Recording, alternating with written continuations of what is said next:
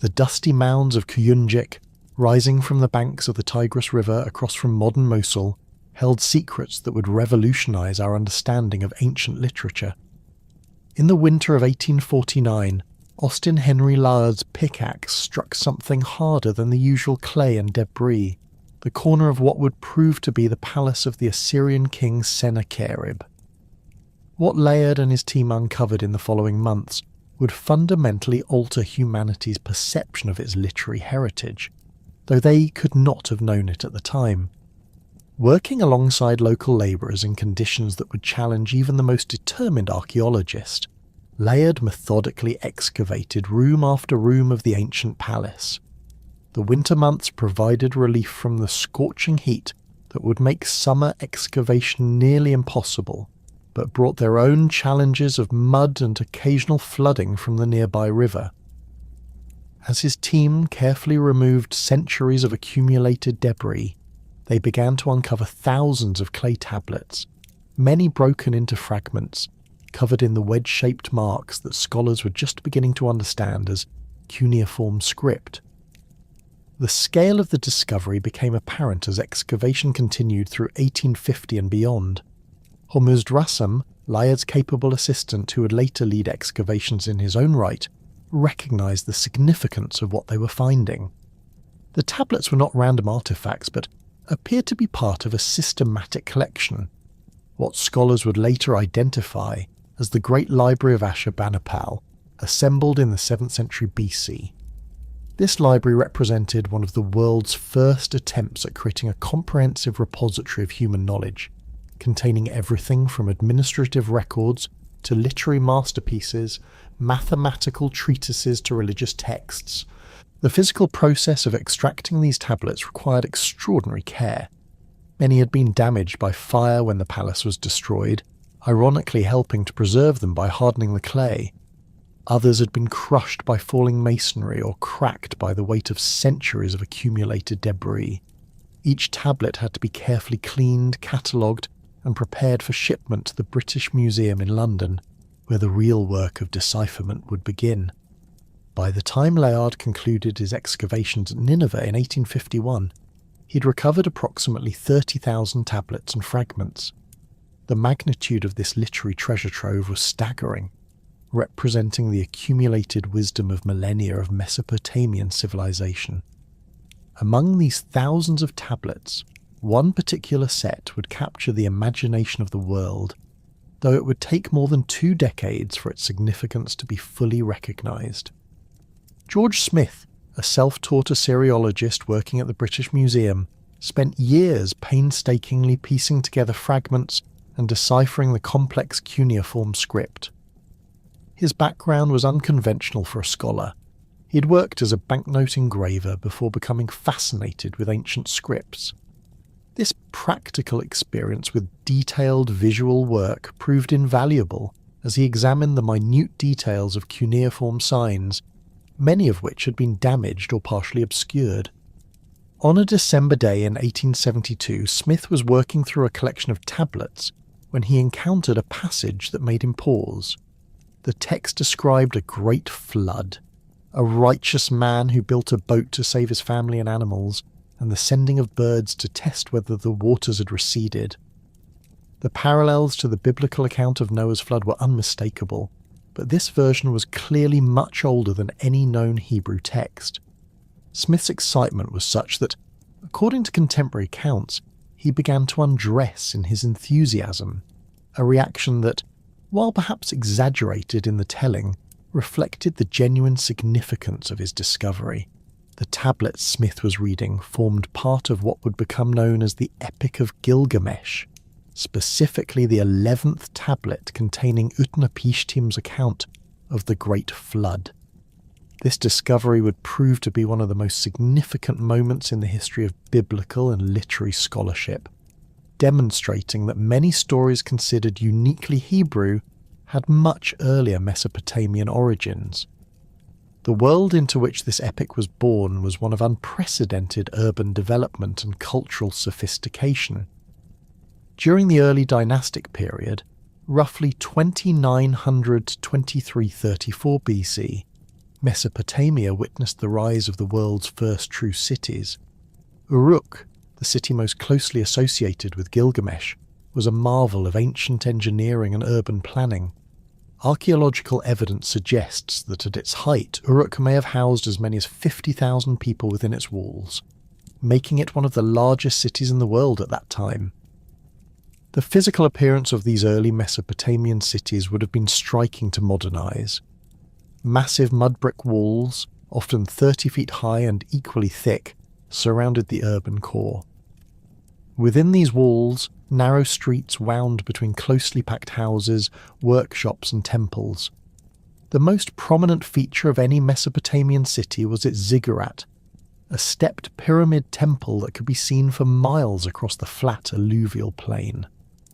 These structures, built entirely of mud, brick and bitumen, required constant maintenance in the harsh climate, but they served as both religious centres and symbols of civic pride. The society that produced the earliest versions of the Gilgamesh stories was highly stratified. At the top stood the Lugal or king, who served as both military leader and high priest. Below him were the nobles and priests, followed by merchants, artisans and farmers. At the bottom of the social hierarchy were slaves, often prisoners of war, or people who had fallen into debt. This social structure is reflected in the epic itself, where Gilgamesh's divine parentage and royal status are emphasized throughout the narrative. The economic foundation of these early Mesopotamian cities was agriculture, specifically the cultivation of barley and wheat in the fertile alluvial soil deposited by the Tigris and Euphrates rivers. However, this agricultural abundance required sophisticated irrigation systems. Networks of canals, dikes and reservoirs had to be constantly maintained to prevent both drought and flooding. The epic reflects this preoccupation with water management in its frequent references to the life-giving properties of rivers and the destructive power of floods. The religious worldview of early dynastic Mesopotamia was polytheistic and deeply concerned with the relationship between humans and gods. The pantheon was headed by Anu, the sky god, followed by Enlil, god of wind and storms, and Ea, later called Enki, god of wisdom and fresh water. Each city had its own patron deity, and the epic reflects this religious landscape in its portrayal of various gods and their interactions with mortals. During the Old Babylonian period, roughly 2000 to 1600 BC, Mesopotamian literature underwent significant development. This was the era when many of the individual Sumerian poems about Gilgamesh were first compiled into longer narrative sequences. The political landscape had changed dramatically since the early dynastic period. The Akkadian Empire had risen and fallen, and now various Amorite dynasties controlled different parts of Mesopotamia. The most famous of these was the dynasty of Hammurabi in Babylon, which created the first known comprehensive legal code.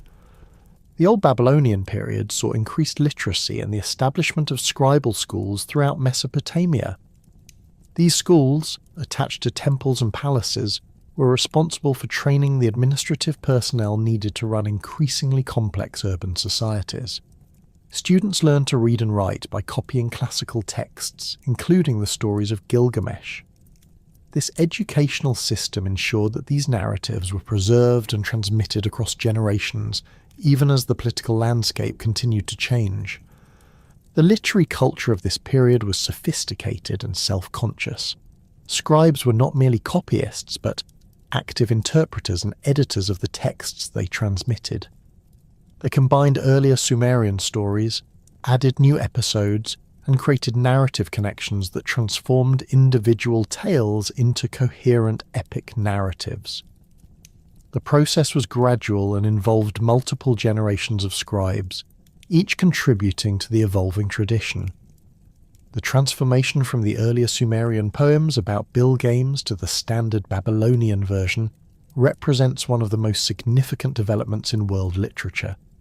The Sumerian stories, dating to around 2100 BC, were individual tales that focused on specific adventures. Gilgamesh's conflict with Agra of Kish, his journey to the cedar forest, his relationship with Enkidu, and his quest for immortality. These stories were already ancient when they were first written down, having been transmitted orally for generations. The figure of Sinleki-Unnini, traditionally credited with compiling the standard Babylonian version in the 7th century BC, remains somewhat mysterious.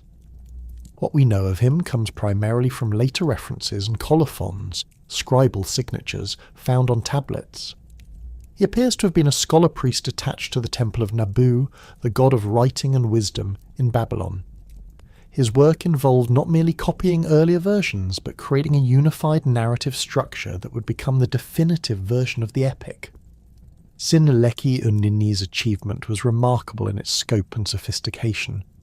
He took the disparate Sumerian stories and wove them into a coherent narrative arc that explored fundamental questions about human nature, mortality, and the relationship between civilization and the natural world. He added new episodes, developed character relationships, and created thematic connections that transformed the material into something approaching a modern novel in its psychological complexity. The standard Babylonian version consisted of 11 tablets, each containing roughly 300 lines of verse. The narrative structure was carefully planned, with the first tablet introducing Gilgamesh and his city, the middle tablets following his adventures with Enkidu and their various quests, and the final tablets focusing on Gilgamesh's confrontation with mortality following Enkidu's death. This structure creates a satisfying dramatic arc that moves from youthful adventure to mature wisdom. The literary techniques employed in the standard Babylonian version were sophisticated and influential. The epic makes extensive use of parallel structure, where similar phrases or ideas are repeated with slight variations. This technique, common in oral poetry, helps create rhythm and emphasis while making the text easier to memorize. The epic also employs complex metaphorical language and symbolic imagery that would influence later literary traditions throughout the ancient Near East. The influence of the Epic of Gilgamesh on subsequent ancient Near Eastern literature cannot be overstated. Elements of the epic appear in various forms throughout the region's literary tradition. The flood narrative, as Smith discovered, clearly influenced the biblical account of Noah. The theme of a hero's quest for immortality appears in various forms in later Greek and Roman literature. The concept of civilization versus nature, central to the Gilgamesh epic, became a recurring theme in ancient literature. The epic's treatment of friendship, particularly the relationship between Gilgamesh and Enkidu, established literary conventions that would persist for millennia. The idea of complementary opposites, the civilized king and the wild man, became a standard motif in later literature. Similarly, the epic's exploration of the tension between human ambition and divine will influenced religious and philosophical thought throughout the ancient world. The preservation of the epic through multiple periods of political upheaval demonstrates the high regard in which it was held by ancient scholars. Copies have been found not only in Mesopotamia, but also in the Hittite capital of Hattusa in Syria and in other parts of the ancient Near East. This wide distribution indicates that the epic was considered essential reading for educated people throughout the region. The rediscovery of the Epic of Gilgamesh in the 19th century came at a crucial moment in the development of modern historical and literary scholarship. The decipherment of cuneiform script was opening up entirely new vistas of human history, revealing civilizations that had been completely forgotten. The epic provided dramatic evidence that sophisticated literature existed thousands of years before the classical Greek and Roman authors who had previously been considered the founders of Western literature. The transformation of the Epic of Gilgamesh from rediscovered ancient text to recognized literary masterpiece raised fundamental questions about the historical reality behind the legendary figure. While scholars marveled at the epic's literary sophistication and cultural significance, they also began investigating whether Gilgamesh himself had been a real person. The answer lay buried in the archaeological record of ancient Mesopotamia and in the careful analysis of early historical documents that predated the epic by centuries. The Sumerian king list, a crucial document compiled around 2100 BC but drawing on much earlier sources, provides our most direct evidence for Gilgamesh's historical existence. This text, found on multiple tablets from various Mesopotamian sites, represents an attempt by ancient scribes to create a comprehensive record of legitimate rulership, stretching back to the mythical time when kingship first descended from heaven. The king list follows a consistent format, listing rulers by dynasty, noting the length of their reigns, and occasionally including brief comments about their accomplishments or the circumstances of their rule. According to the Sumerian king list, Gilgamesh was the fifth king of Uruk's first dynasty, ruling for 126 years around 2700 BC. The document identifies him as the son of Lugalbanda, who had ruled before him, and notes that his mother was the goddess Ninsun. This divine parentage, while clearly mythological, reflects the ancient Mesopotamian practice of claiming divine ancestry for particularly significant rulers. The king list places Gilgamesh's reign during a period of political consolidation in southern Mesopotamia, when individual city-states were establishing their territorial boundaries and developing the administrative systems that would characterize later Mesopotamian civilization. The historical accuracy of the Sumerian king list has been debated by scholars, particularly regarding the impossibly long reigns attributed to early rulers. However, archaeological evidence increasingly supports the existence of many of the kings mentioned in the document, even if their actual reign lengths were considerably shorter than claimed. The list's value lies not in its precise chronology, but in its preservation of genuine historical memory about early Mesopotamian rulers and their relative sequence. Archaeological investigations at Uruk, the ancient city where Gilgamesh allegedly ruled, have revealed a settlement of extraordinary size and sophistication for its time. Located in modern-day Iraq near the town of Warka, approximately 300 kilometers southeast of Baghdad, Uruk sits on the banks of the ancient Euphrates River. The site has been continuously excavated since the late 19th century, revealing layer upon layer of occupation spanning more than 4 millennia. The most impressive archaeological feature at Uruk that potentially connects to the historical Gilgamesh is the massive defensive wall system that once surrounded the city. These fortifications, constructed of mud brick and bitumen, stretch for approximately 9 kilometers around the urban core. The walls stood roughly 30 feet high and were reinforced with towers at regular intervals. The construction required an enormous investment of labour and resources, suggesting a powerful ruler capable of mobilising the entire population for a massive public works project. Archaeological dating of the wall system places its construction during the early dynastic period, consistent with the time frame suggested by the Sumerian king list for Gilgamesh's reign. The engineering sophistication required for such a project indicates a highly organised state apparatus with access to skilled architects, engineers, and thousands of labourers. The walls were not merely defensive structures, but also served as symbols of civic pride and royal power, visible for miles across the flat Mesopotamian landscape. The scale of Uruk during this period was unprecedented in human history. Archaeological surveys suggest the city covered approximately 600 hectares within its walls, housing an estimated 40,000 to 50,000 people. This population density required sophisticated urban planning, including systems for water distribution, waste management, and food storage. The city's layout included distinct districts with different activities: residential areas, craft workshops, administrative buildings, and religious complexes centered around massive temple precincts. The material culture uncovered at Uruk during the early dynastic period reflects a society of considerable wealth and artistic achievement. Excavations have revealed elaborate cylinder seals bearing intricate designs, sophisticated metalwork in bronze and precious metals, and ceramic vessels of exceptional quality. The presence of imported materials such as lapis lazuli from Afghanistan and cedar wood from Lebanon indicates extensive trade networks that would have required diplomatic and commercial relationships with the distant regions.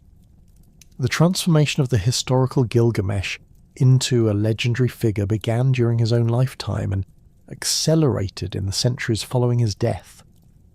This process reflects the natural tendency of oral tradition to embellish and mythologize the deeds of exceptional individuals. The historical king's actual accomplishments, impressive as they may have been, provided the foundation for increasingly elaborate stories that emphasized his superhuman qualities and divine connections. The earliest written references to Gilgamesh appear in Sumerian texts dating to around 2100 BC, roughly 600 years after his probable historical reign.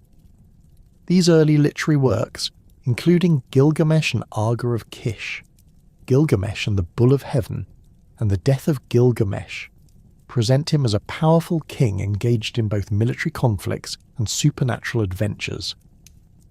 The gap between the historical period and these earliest literary treatments allowed for considerable mythological elaboration while preserving certain core elements that may reflect genuine historical memory.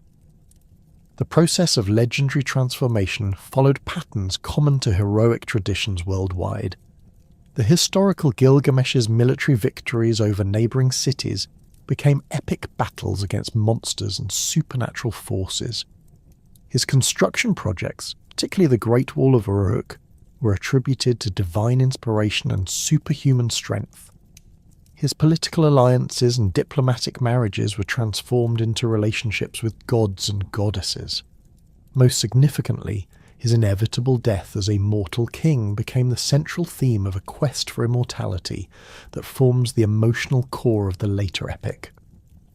Archaeological evidence suggests that the historical Gilgamesh was indeed a successful military leader who expanded Uruk's territorial control and established its dominance over neighbouring city-states. Excavations at sites throughout southern Mesopotamia have revealed evidence of widespread conflict during the early dynastic period, with many settlements showing signs of destruction and rebuilding. The consolidation of political power in fewer larger centres like Uruk reflects the success of rulers like Gilgamesh in subjugating smaller rivals. The historical king's building projects extended beyond the famous walls to include temples, palaces, and infrastructure improvements throughout his territory. Excavations at Uruk have revealed massive temple complexes dating to the early dynastic period, including the Anu Ziggurat and the Eanna precinct dedicated to the goddess Inanna. These structures required sophisticated engineering knowledge and enormous labour forces, suggesting a ruler with exceptional organisational abilities and access to substantial resources. The economic foundation of Gilgamesh's historical kingdom was agriculture, supplemented by craft production and long-distance trade. The fertile alluvial soil of southern Mesopotamia, watered by an extensive irrigation system, produced surplus grain that supported the large urban population and funded the king's ambitious building projects. Archaeological evidence indicates that Uruk controlled not only its immediate agricultural hinterland, but also important trade routes connecting Mesopotamia with Iran, Anatolia, and the Persian Gulf. The religious dimensions of Gilgamesh's historical reign were equally significant. As king of Uruk, he would have served as high priest of the city's patron deities, particularly Anu and Inanna. This religious role was not merely ceremonial, but involved real political power, as the temples controlled significant agricultural land and commercial enterprises. The king's relationship with the priesthood was crucial for maintaining social stability and legitimizing his rule. The historical Gilgamesh's death, probably around 2650 BC, marked the end of a remarkable reign that had transformed Uruk from a regional centre into the dominant power in southern Mesopotamia. The immediate aftermath of his death saw the continuation of his dynasty under his successors, but none achieved comparable fame or left such lasting impressions on the historical record. The gap between his historical achievements and his legendary status continued to widen as successive generations of storytellers elaborated on his deeds. The comparison between the historical king and his mythologized counterpart reveals both continuities and dramatic transformations. The epic's portrayal of Gilgamesh as a powerful but sometimes tyrannical ruler may reflect genuine historical memory of an autocratic king who demanded heavy labor service from his subjects. The emphasis on his building projects, particularly the walls of Uruk, directly corresponds to archaeological evidence of massive construction during the early dynastic period. However, the epic's supernatural elements represent clear departures from historical reality. The historical Gilgamesh was almost certainly entirely human, despite later claims of divine parentage.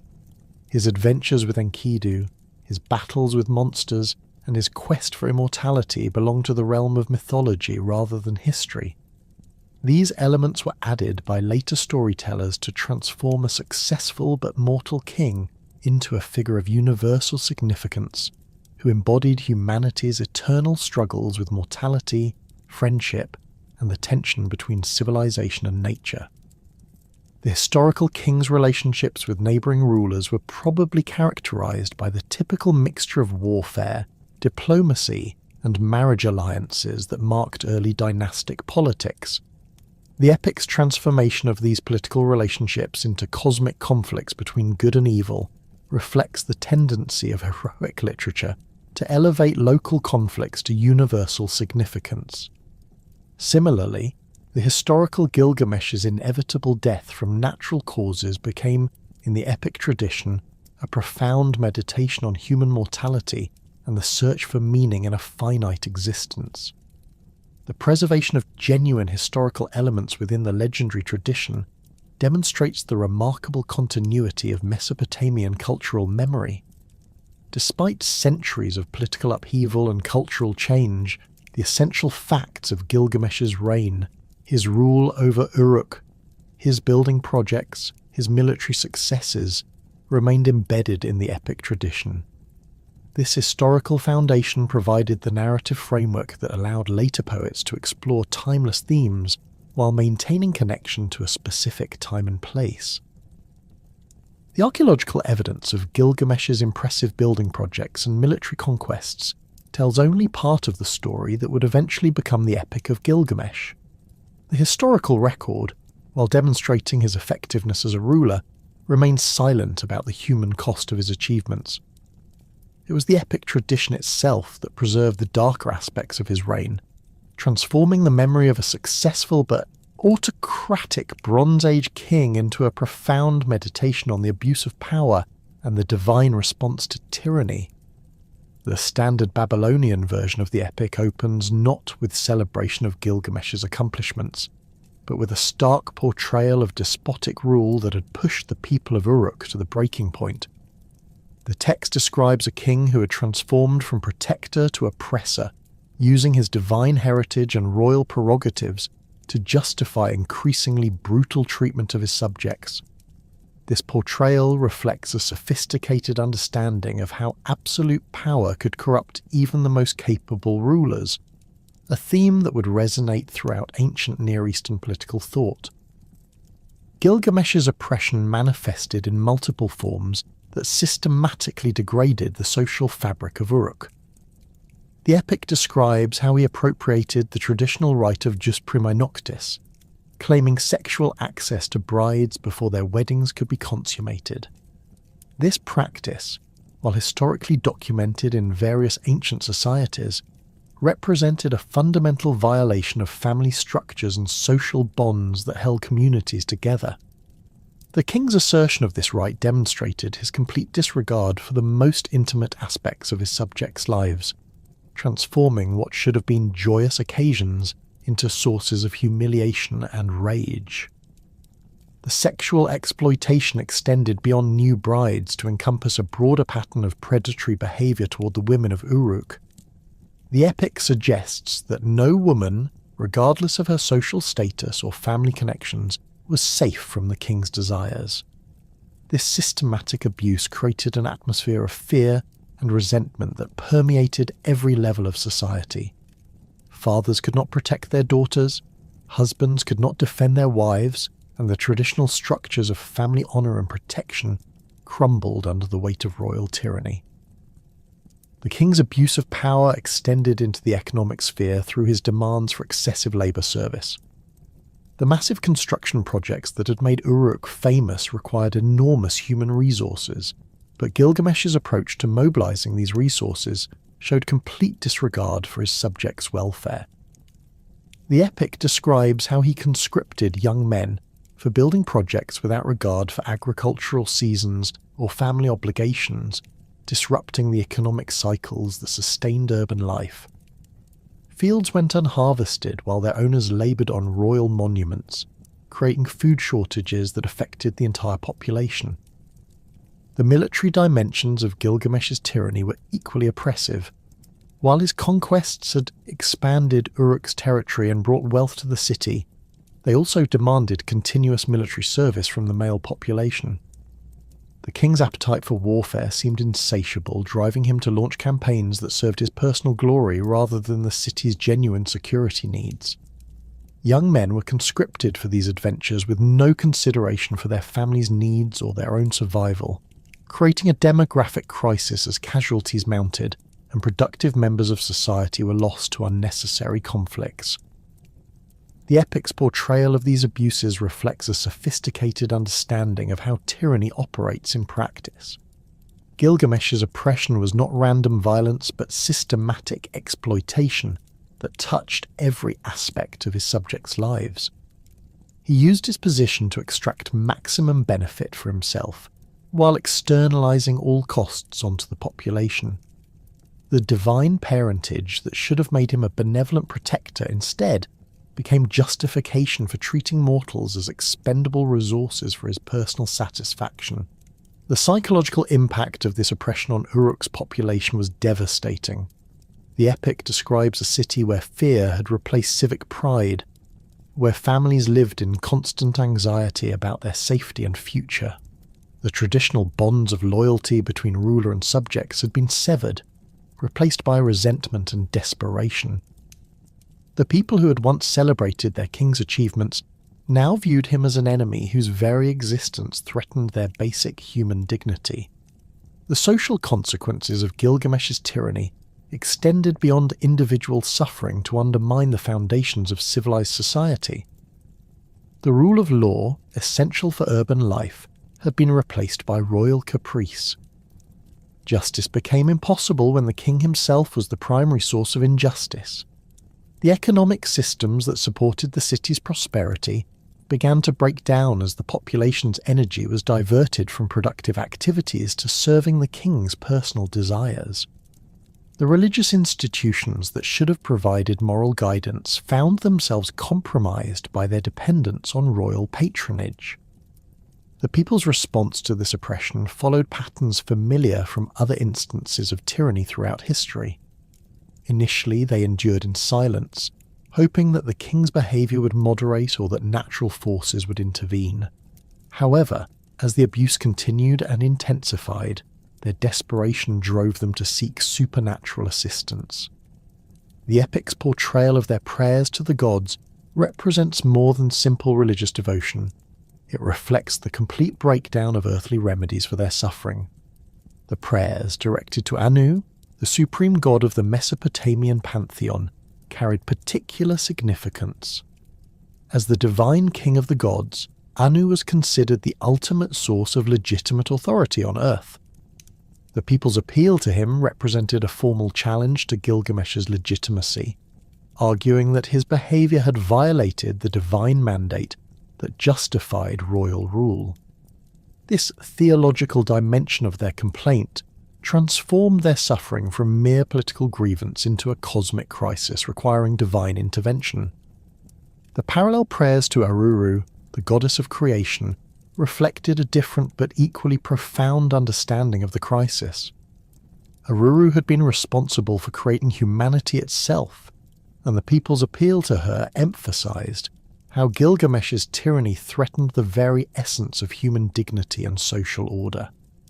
Their prayers requested not merely relief from oppression, but active intervention to restore the balance between ruler and ruled that made civilized life possible. The epic's description of these prayers reveals the sophisticated theological thinking that had developed in Mesopotamian religion by the time of the standard Babylonian version. The people understood that divine intervention would not come automatically, but required proper ritual approach and compelling justification. Their prayers emphasized not personal grievances, but the broader threat that Gilgamesh's behavior posed to the divine order itself. They argued that allowing such tyranny to continue would undermine the gods' own authority and the cosmic principles they represented. The divine response to these prayers demonstrates the epic's complex understanding of how supernatural forces interact with human affairs. The gods did not simply punish Gilgamesh for his crimes, but instead chose to address the underlying problem through creative intervention. Their decision to create Enkidu represented a sophisticated solution that would transform the tyrant king rather than simply destroying him, reflecting the epic's ultimate concern with redemption and growth rather than mere retribution. Ururu's role in creating Enkidu carried deep symbolic significance that connected to broader themes in Mesopotamian mythology. As the goddess who had originally shaped humanity from clay, her decision to create a new being specifically to counter Gilgamesh's excesses represented a kind of divine correction to her earlier work. The epic suggests that the gods recognized their own responsibility for the crisis, since Gilgamesh's divine parentage had contributed to his sense of superiority over ordinary mortals. The process of Enkidu's creation, as described in the epic, involved careful consideration of what qualities would be needed to match and redirect Gilgamesh's excessive energies. Aruru designed him to be equal in strength and courage to the king, but fundamentally different in character and values. Where Gilgamesh represented the pinnacle of civilized achievement corrupted by power, Enkidu would embody natural virtue uncorrupted by social hierarchy or political ambition. The epic's portrayal of divine intervention reflects sophisticated thinking about the relationship between supernatural forces and human political systems. The gods' response to the people's prayers was not arbitrary, but followed logical principles that respected both divine authority and human dignity. They chose to work through natural means rather than miraculous intervention, creating a being who would operate within the normal parameters of human existence while possessing the extraordinary qualities needed to challenge Gilgamesh effectively. The theological implications of this divine response extended beyond the immediate crisis in Uruk to address fundamental questions about the nature of legitimate authority.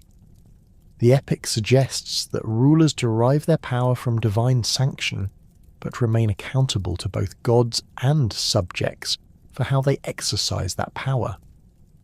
When a king violates this sacred trust, the gods themselves will intervene to restore proper order, not necessarily through punishment but through transformation and education. The creation of Enkidu also represented a sophisticated solution to the problem of absolute power itself. Rather than simply removing Gilgamesh from the throne, which would have created political chaos, the gods chose to provide him with an equal who could serve as both companion and constraint. This approach recognized that Gilgamesh's exceptional abilities were not inherently evil, but had been misdirected by isolation and unchecked power. The introduction of a true peer into his life would force him to confront the consequences of his actions and develop the empathy necessary for just rule. The epic's treatment of these themes reveals the political sophistication of ancient Mesopotamian thought about governance and authority.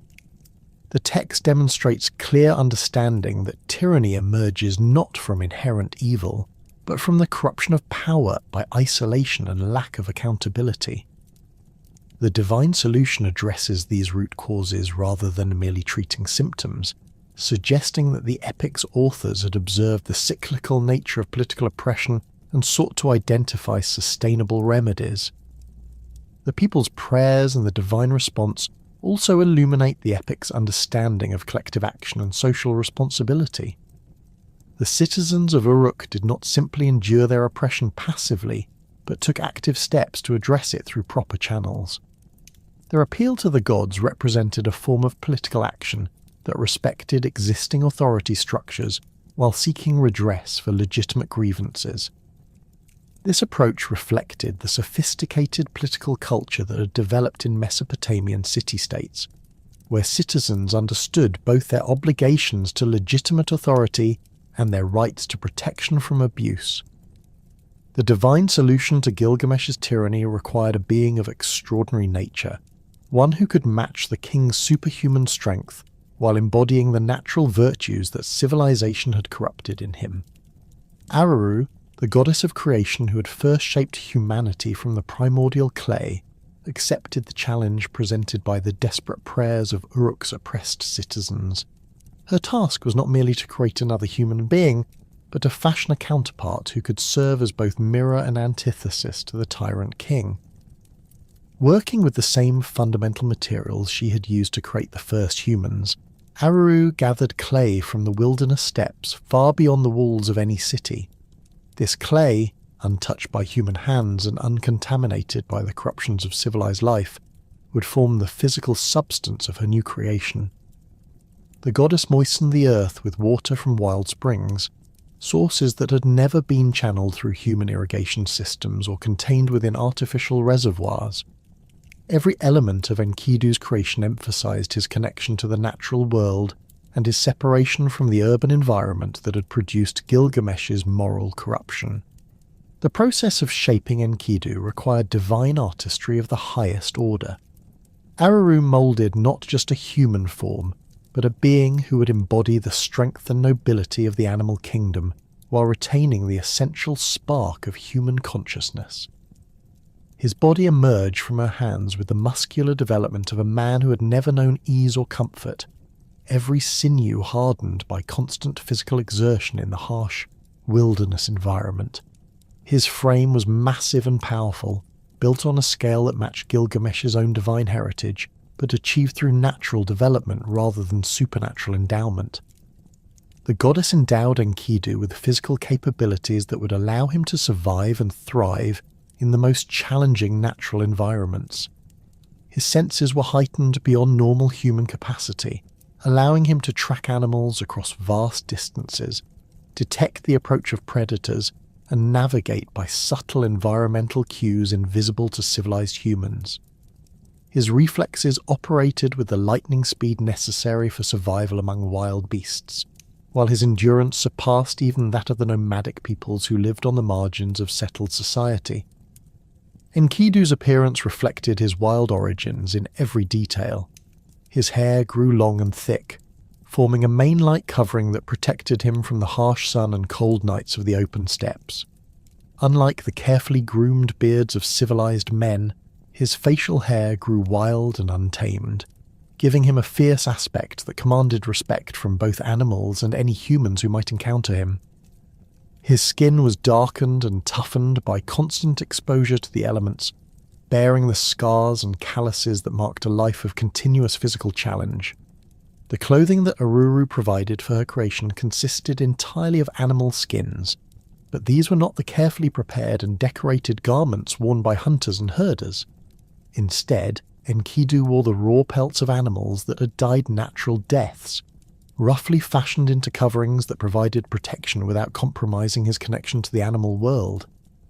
These primitive garments allowed him to move silently through the wilderness and to approach wild creatures without triggering their instinctive fear of human predators. Enkidu's initial existence in the wilderness represented a perfect harmony between human intelligence and natural instinct. Unlike the first humans, who had been created for life in gardens and cities, he was specifically designed for survival in the untamed world beyond civilization's borders. His knowledge came not from formal education or cultural transmission, but from direct observation and intuitive understanding of natural patterns and relationships. He could read the subtle signs that indicated changing weather, locate water sources in seemingly barren landscapes, and predict the movements of animal herds across seasonal migration routes. The relationship between Enkidu and the wild animals of the steppes transcended the normal boundaries between human and beast. Rather than viewing animals as resources to be exploited or obstacles to be overcome, he understood them as fellow inhabitants of a shared world deserving of respect and protection. his presence among animal herds caused no alarm or disruption, as they recognized in him a kindred spirit who posed no threat to their welfare. Gazelles would graze peacefully in his vicinity, wild cattle would allow him to approach their calves, and even predators like lions and wolves accepted his presence without hostility. This extraordinary relationship with the animal kingdom was based on mutual understanding and benefit rather than domination. Enkidu served as a protector and guardian for the creatures of the wilderness, using his human intelligence to shield them from the various dangers that threatened their survival. When drought struck the steppes, he would guide herds to hidden water sources that only he knew how to find. During harsh winters, he would lead animals to sheltered valleys where they could find protection from storms and adequate forage to survive until spring. The most significant aspect of Enkidu's protective role involved his interference with human hunting activities. The wilderness areas where he lived were regularly visited by hunters from various settlements who sought to capture animals for food, hides, and other valuable materials. These hunting expeditions, while necessary for human survival, often involved methods that Enkidu found cruel and wasteful. Hunters would set snares and traps that caused prolonged suffering to their victims, or they would kill more animals than they could use, leaving carcasses to rot while taking only the most valuable parts. Enkidu's response to these hunting activities demonstrated both his intelligence and his commitment to protecting his animal companions. He would systematically locate and destroy trap lines, freeing animals that had been caught and dismantling the devices before they could claim new victims. His knowledge of animal behavior allowed him to warn herds of approaching hunters, causing them to change their routes or seek shelter in areas where human pursuit would be impossible. When hunters attempted to drive animals into confined areas for mass slaughter, Enkidu would create diversions that allowed the intended victims to escape. The physical methods Enkidu employed to protect animals from hunters required both strength and stealth. He could move through the wilderness with complete silence, approaching trap lines without alerting their creators or any guards they might have posted. His powerful hands could break apart even the most sophisticated snares and pitfalls, while his knowledge of animal psychology allowed him to calm frightened creatures and guide them to safety. When direct confrontation with hunters became necessary, his imposing physical presence and obvious strength usually convinced them to abandon their efforts without violence. The impact of Enkidu's interference on local hunting communities was significant and growing. Hunters who had previously relied on certain territories for their livelihood found their success rates declining dramatically as their traps were repeatedly destroyed and their prey disappeared. The economic consequences affected not only the hunters themselves, but also the communities that depended on their activities for food and trade goods. Families that had traditionally supported themselves through hunting and trapping found their income sources threatened by this mysterious figure, who seemed to appear wherever they attempted to work. The hunters' initial response to these mysterious interventions was confusion and frustration. They could find no explanation for the systematic destruction of their equipment, or the sudden wariness of animals that had previously been easy prey. Some attributed the phenomena to hostile spirits or malevolent supernatural forces, while others suspected sabotage by rival hunting groups seeking to monopolize the best territories. The discovery of human footprints at the sites of destroyed traps only deepened the mystery, as no known person possessed the skills necessary to move so silently through the wilderness or to approach wild animals without causing alarm.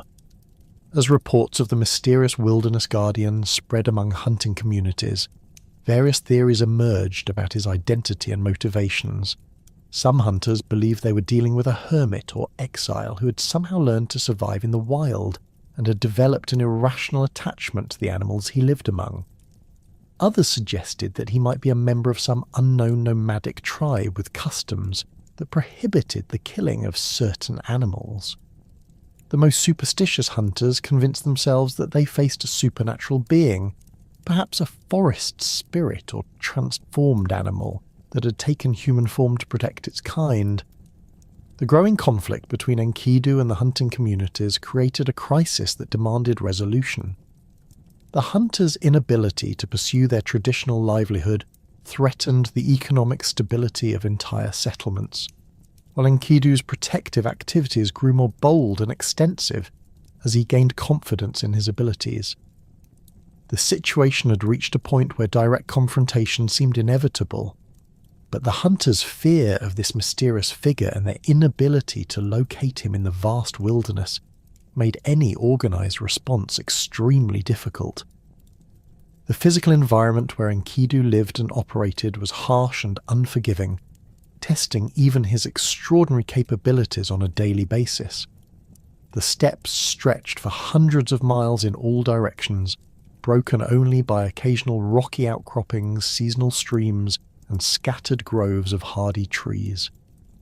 During summer months, the temperature could reach levels that would kill ordinary humans, while winter brought bitter cold and driving winds that made survival a constant struggle. The landscape offered little natural shelter, forcing Enkidu to create his own refuges in caves, rock crevices, and dense thickets. Water sources in this environment were scarce and often unreliable, requiring intimate knowledge of seasonal patterns and hidden springs to ensure survival. Enkidu had memorized the locations of every permanent water source within hundreds of miles, as well as the seasonal streams and temporary pools that appeared only during certain weather conditions. His ability to find water in seemingly barren areas was crucial, not only for his own survival, but also for his role as protector of the animal herds that depended on his guidance during drought periods. The food resources available in the wilderness were limited and required constant foraging to maintain adequate nutrition.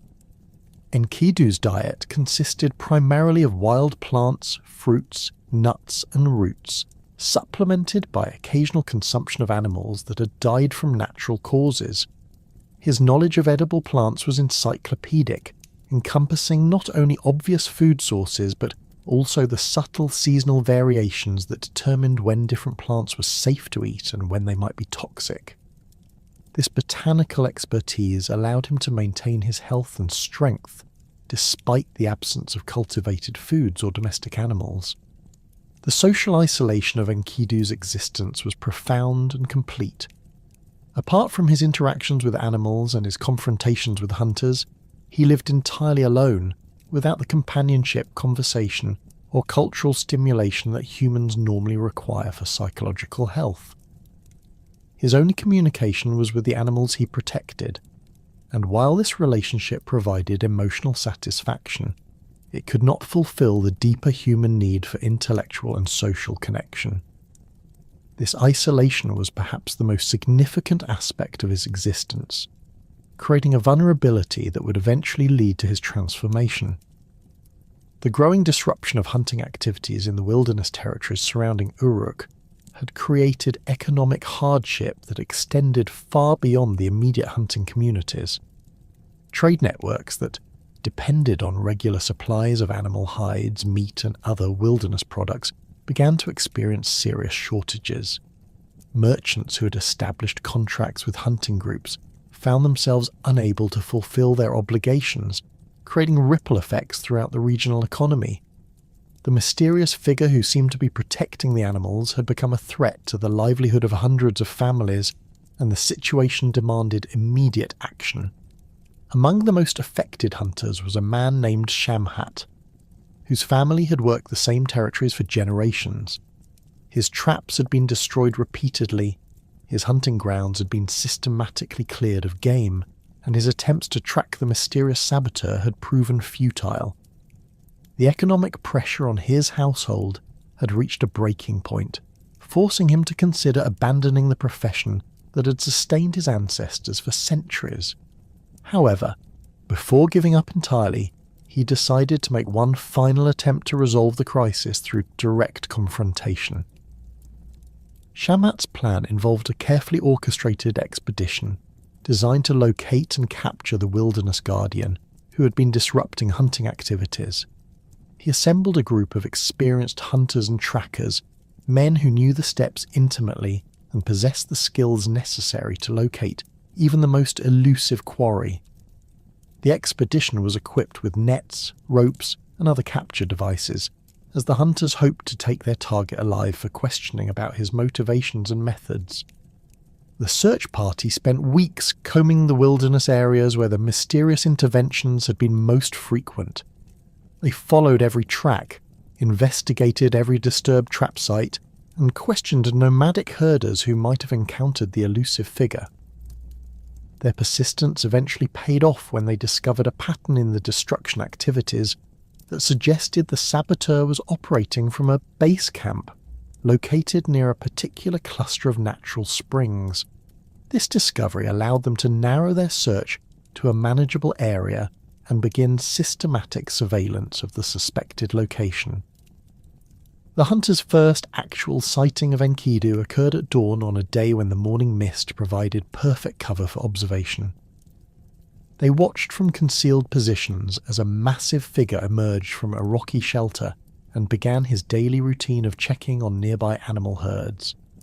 His appearance was even more striking than the various descriptions they had heard from other hunters.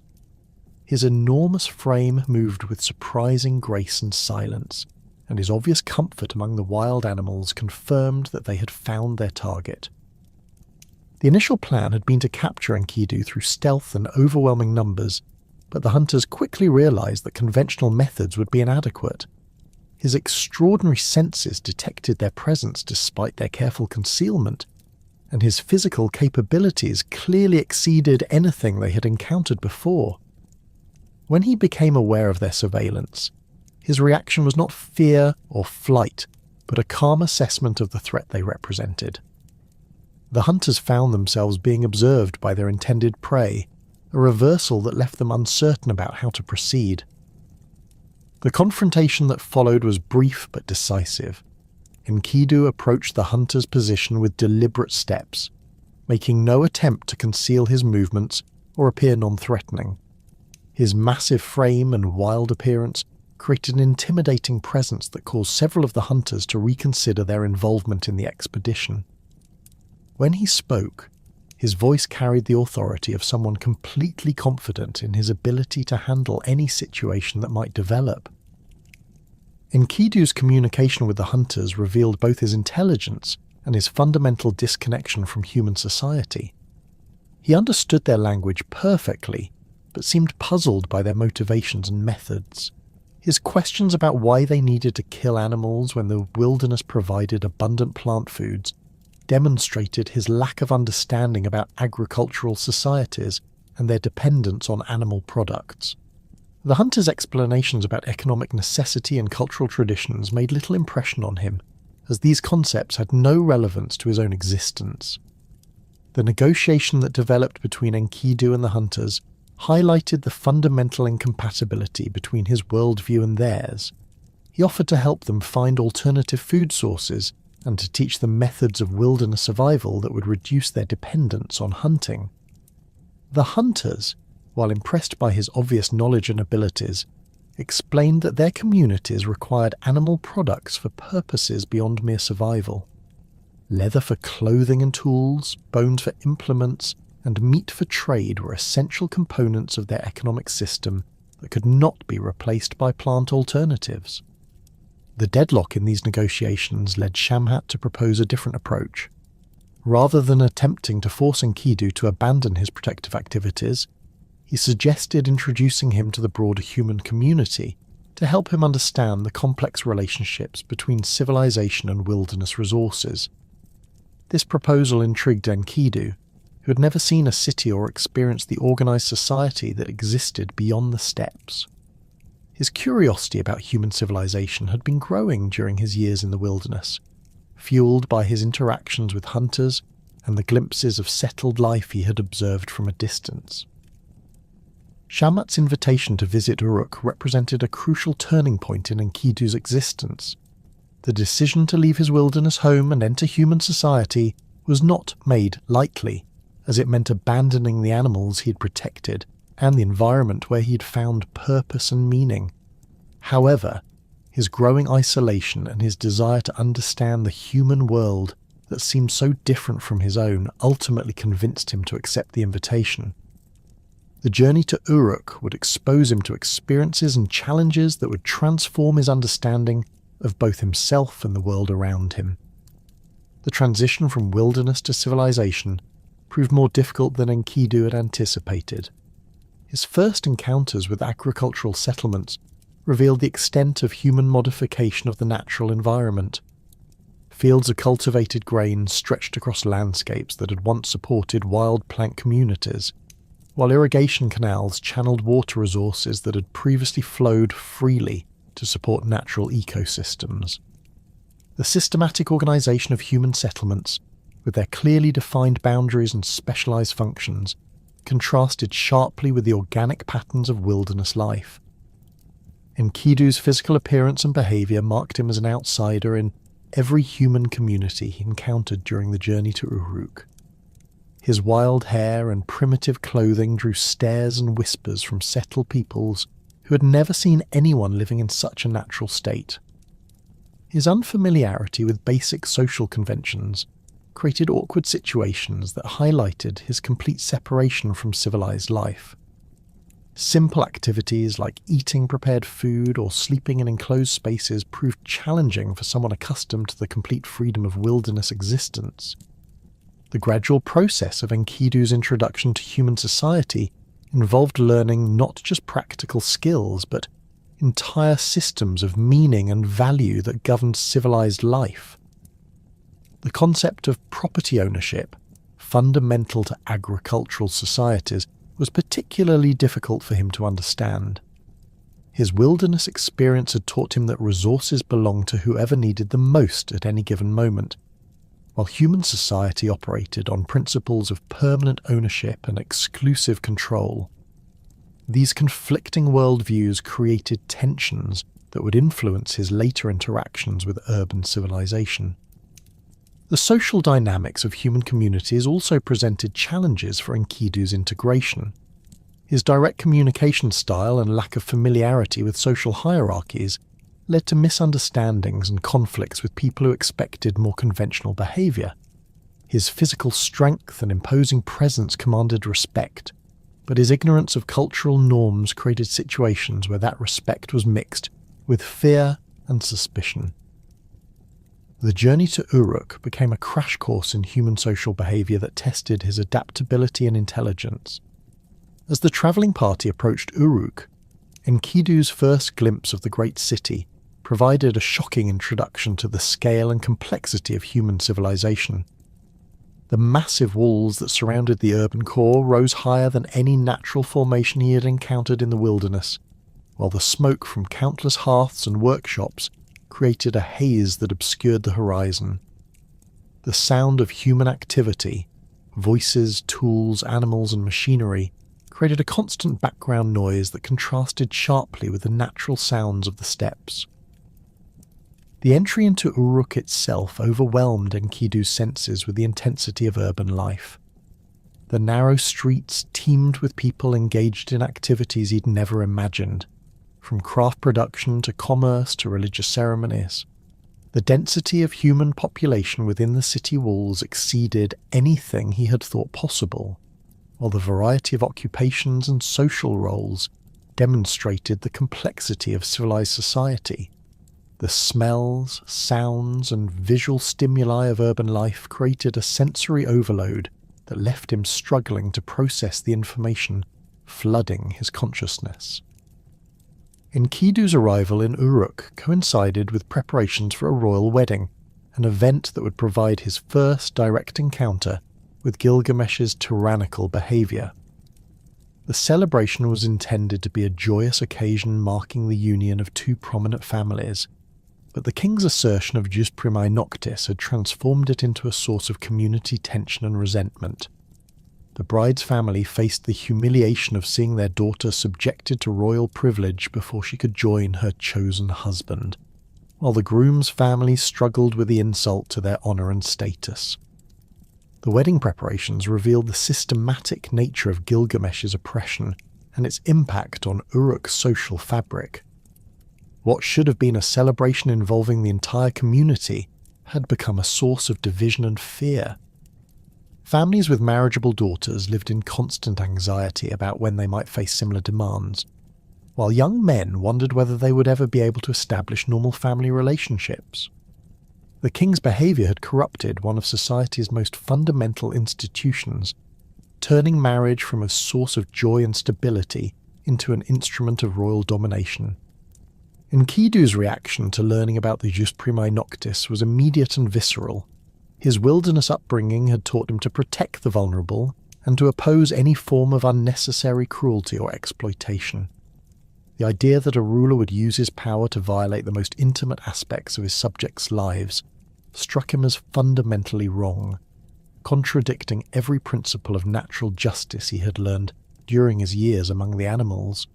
His moral outrage was intensified by his growing understanding of how marriage functioned in human society and the damage that Gilgamesh's behaviour was causing to community relationships. The specific wedding that brought Enkidu into direct conflict with Gilgamesh involved a young woman whose family had tried desperately to avoid the royal attention. They had attempted to conduct the ceremony quietly, hoping to complete the marriage before the king learned of their plans. However, Gilgamesh's network of informants had discovered their intentions, and royal guards had been dispatched to ensure that the king's privileges were respected. The confrontation that was building would pit Enkidu's natural sense of justice against the established power structure of Uruk. The wedding procession that Enkidu encountered was a study in contrast between public celebration and private anguish. The formal aspects of the ceremony proceeded according to ancient traditions, with music, dancing and ritual offerings that honoured the gods and celebrated the union of two families. However, the underlying tension was palpable, as everyone present understood that the evening would bring not consummation of the marriage, but royal violation of the bride. The forced smiles and hollow congratulations reflected a community going through the motions of celebration while experiencing collective trauma. Enkidu's decision to intervene in the wedding crisis was not impulsive, but reflected his fundamental character and values. His years of protecting animals from human predators had taught him to recognize exploitation and to act decisively against it. The situation in Uruk represented the same pattern on a larger scale, with a powerful individual using his advantages to harm those who could not defend themselves. His moral framework, developed through direct experience of natural justice, left him no choice but to oppose Gilgamesh's tyrannical behaviour. Confrontation began when Enkidu positioned himself in the path of the royal procession that was approaching the wedding site.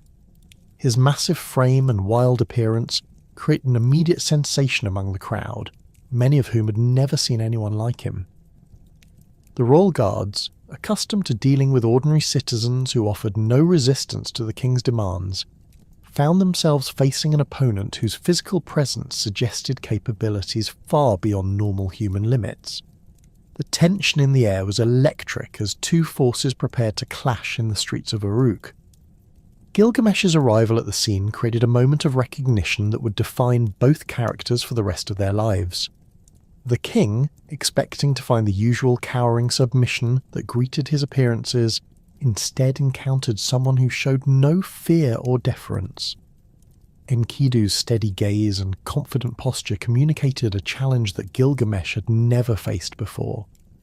For the first time in his reign, the king found himself confronting someone who appeared to be his equal in strength, and who clearly intended to oppose his will. The initial exchange between the two giants was conducted without words, as each assessed the other's capabilities and intentions. Gilgamesh's divine heritage had given him confidence that no mortal could match his strength, while Enkidu's wilderness experience had taught him to evaluate threats accurately and respond appropriately. The crowd that had gathered to witness the confrontation sensed that they were about to observe something unprecedented in the history of their city. The battle that erupted between Gilgamesh and Enkidu was unlike anything the citizens of Uruk had ever witnessed. Two beings of superhuman strength grappled in the narrow streets. their combat creating a spectacle that combined the raw power of natural forces with the skill and intelligence of exceptional warriors. The sound of their struggle echoed off the city walls, while the ground trembled under the impact of their movements. Buildings shook as the combatants crashed into walls and doorways, their battle ranging across multiple city blocks as neither could gain a decisive advantage. The techniques employed by each fighter reflected their different backgrounds and training. Gilgamesh fought with the refined skills of a warrior king, using holds and throws that had been perfected through years of military training and combat experience. His movements showed the discipline and precision of someone who had studied the arts of war under expert instruction. Enkidu, by contrast, relied on the raw power and instinctive reactions that had been developed through years of survival in the wilderness. His fighting style was less polished but equally effective, combining human intelligence with the fierce determination of a wild animal defending its territory. The battle continued for hours, with neither combatant able to achieve victory over the other. Their strength proved to be perfectly matched, creating a stalemate that tested both their physical capabilities and their mental resolve. The crowd that had initially gathered to watch the spectacle gradually realized that they were witnessing something more than a simple fight. The equal struggle between the two giants suggested that Gilgamesh had finally met his match, a possibility that had seemed impossible given his previous dominance over all challengers.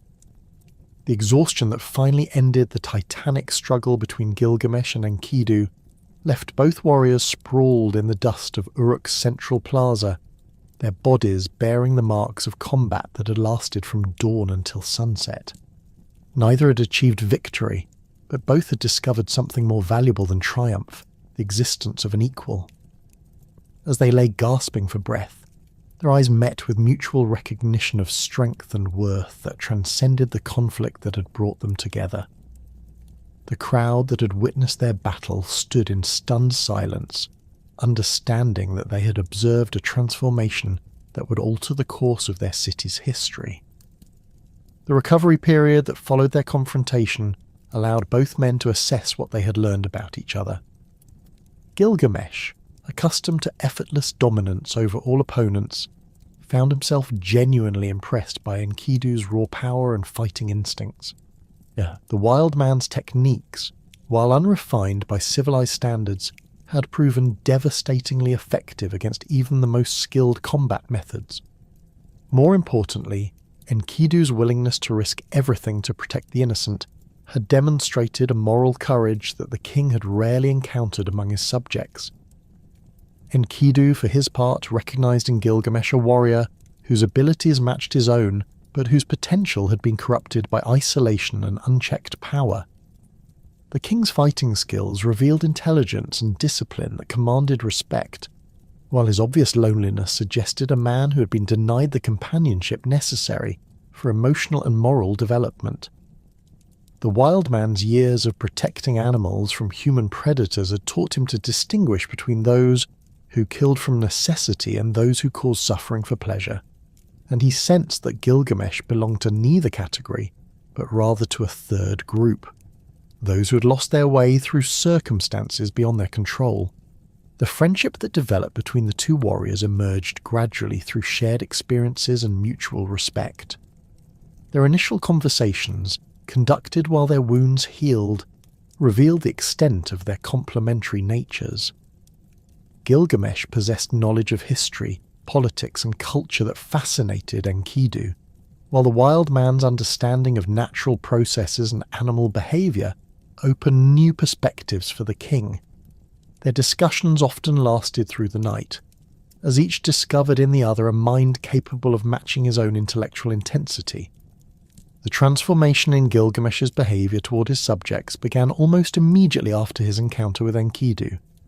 The presence of a true equal in his life provided the emotional anchor that had been missing since his childhood, when his divine heritage had begun to separate him from normal human relationships.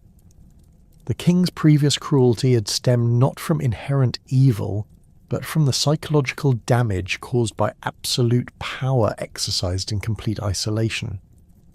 Enkidu's friendship offered him the first genuine human connection he had experienced since ascending to the throne, creating the foundation for moral growth and self-reflection. The citizens of Uruk observed these changes with cautious optimism, uncertain whether the king's apparent reformation would prove lasting or merely temporary. The cessation of the Jus Primae Noctis was the most immediately visible sign of transformation, as royal guards stopped appearing at wedding ceremonies and families could once again celebrate marriages without fear of royal interference. The excessive labour demands that had disrupted agricultural cycles were also reduced, allowing the population to return to normal patterns of work and rest that supported both individual welfare and community prosperity. However, the most significant change in Gilgamesh's character was his growing restlessness and desire for meaningful challenges. The satisfaction he'd previously derived from dominating his subjects had been replaced by a hunger for adventures that would test his abilities against worthy opponents. His friendship with Enkidu had awakened ambitions that extended beyond the boundaries of Uruk, creating dreams of achievements that would earn genuine glory rather than mere fear and submission. The idea of journeying to the cedar forest first emerged during one of their lengthy conversations about the nature of heroism and the proper use of exceptional abilities. Enkidu's stories of the wilderness had included references to distant mountains where enormous trees grew in groves, protected by supernatural guardians. These tales sparked Gilgamesh's imagination, as he envisioned expeditions that would take them far from the familiar territories around Uruk into lands where their strength and courage would face genuine tests. The cedar forest, known to the people of Mesopotamia as a source of the precious timber essential for major construction projects, lay in the mountain ranges that would later be called the Lebanon Mountains. The cedars that grew there were unlike any trees found in the river valleys of Mesopotamia, reaching heights of over 100 feet and possessing wood of extraordinary durability and beauty.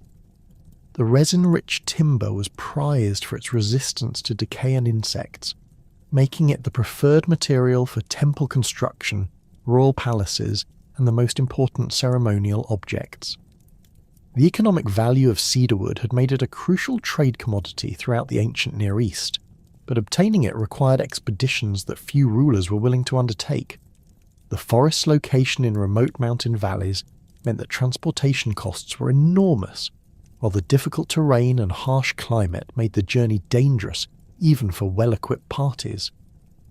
More significantly, the forest was said to be protected by Humbaba, a monstrous guardian whose presence had discouraged most attempts at large-scale timber harvesting.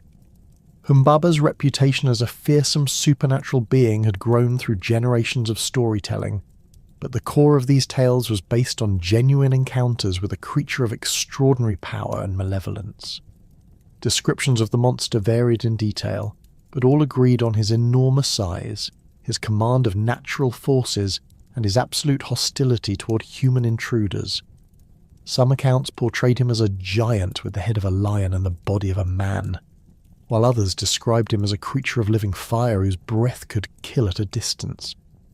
The decision to mount an expedition against Humbaba represented more than simple adventure-seeking for Gilgamesh and Enkidu. The king saw the mission as an opportunity to demonstrate that his reformed character had not diminished his courage or capabilities, while also securing valuable resources for Uruk's continued prosperity. The cedar timber would enable construction projects that would benefit the entire population, transforming the expedition from a personal quest into a service to the community. For Enkidu, the journey offered a chance to test his wilderness skills in an environment more challenging than the familiar steppes, while also supporting his friend's desire to achieve something worthy of his abilities. The planning phase of the expedition required careful consideration of logistics, equipment, and personnel. The distance to the cedar forest meant that the party would need to carry supplies for several weeks of travel through terrain that offered limited opportunities for resupply. The mountainous environment would require specialized equipment for climbing and camping, while the anticipated confrontation with Humbaba demanded weapons and armour of the highest quality. The expedition would also need skilled guides familiar with the route and experienced porters capable of carrying the heavy loads necessary for such an ambitious undertaking. The weapon forging process that preceded the expedition represented one of the most significant metallurgical undertakings in Uruk's history. The city's master craftsmen, working under direct royal supervision, created arms and armour specifically designed for the challenges that Gilgamesh and Enkidu would face. The weapons needed to be not only exceptionally sharp and durable, but also capable of inflicting damage on a supernatural opponent whose nature remained largely unknown. The smiths experimented with new alloys and forging techniques, creating blades that combined the hardness necessary for cutting through tough materials with the flexibility required to withstand the stresses of extended combat. The axes that were forged for the expedition were massive two-handed weapons weighing nearly 200 pounds each, designed to take advantage of the warrior's superhuman strength. The blades were made from the finest bronze available, alloyed with tin imported from distant lands, and worked by smiths who had perfected their craft over decades of royal service. The handles were carved from the hardest wood available and reinforced with bronze fittings that would prevent breakage under the extreme stresses of combat. The finished weapons were works of art as well as instruments of war, decorated with intricate patterns that honoured the gods and proclaimed the bearer's royal status. The swords created for the expedition were equally impressive, featuring blades over 4 feet in length that could serve as both cutting and thrusting weapons.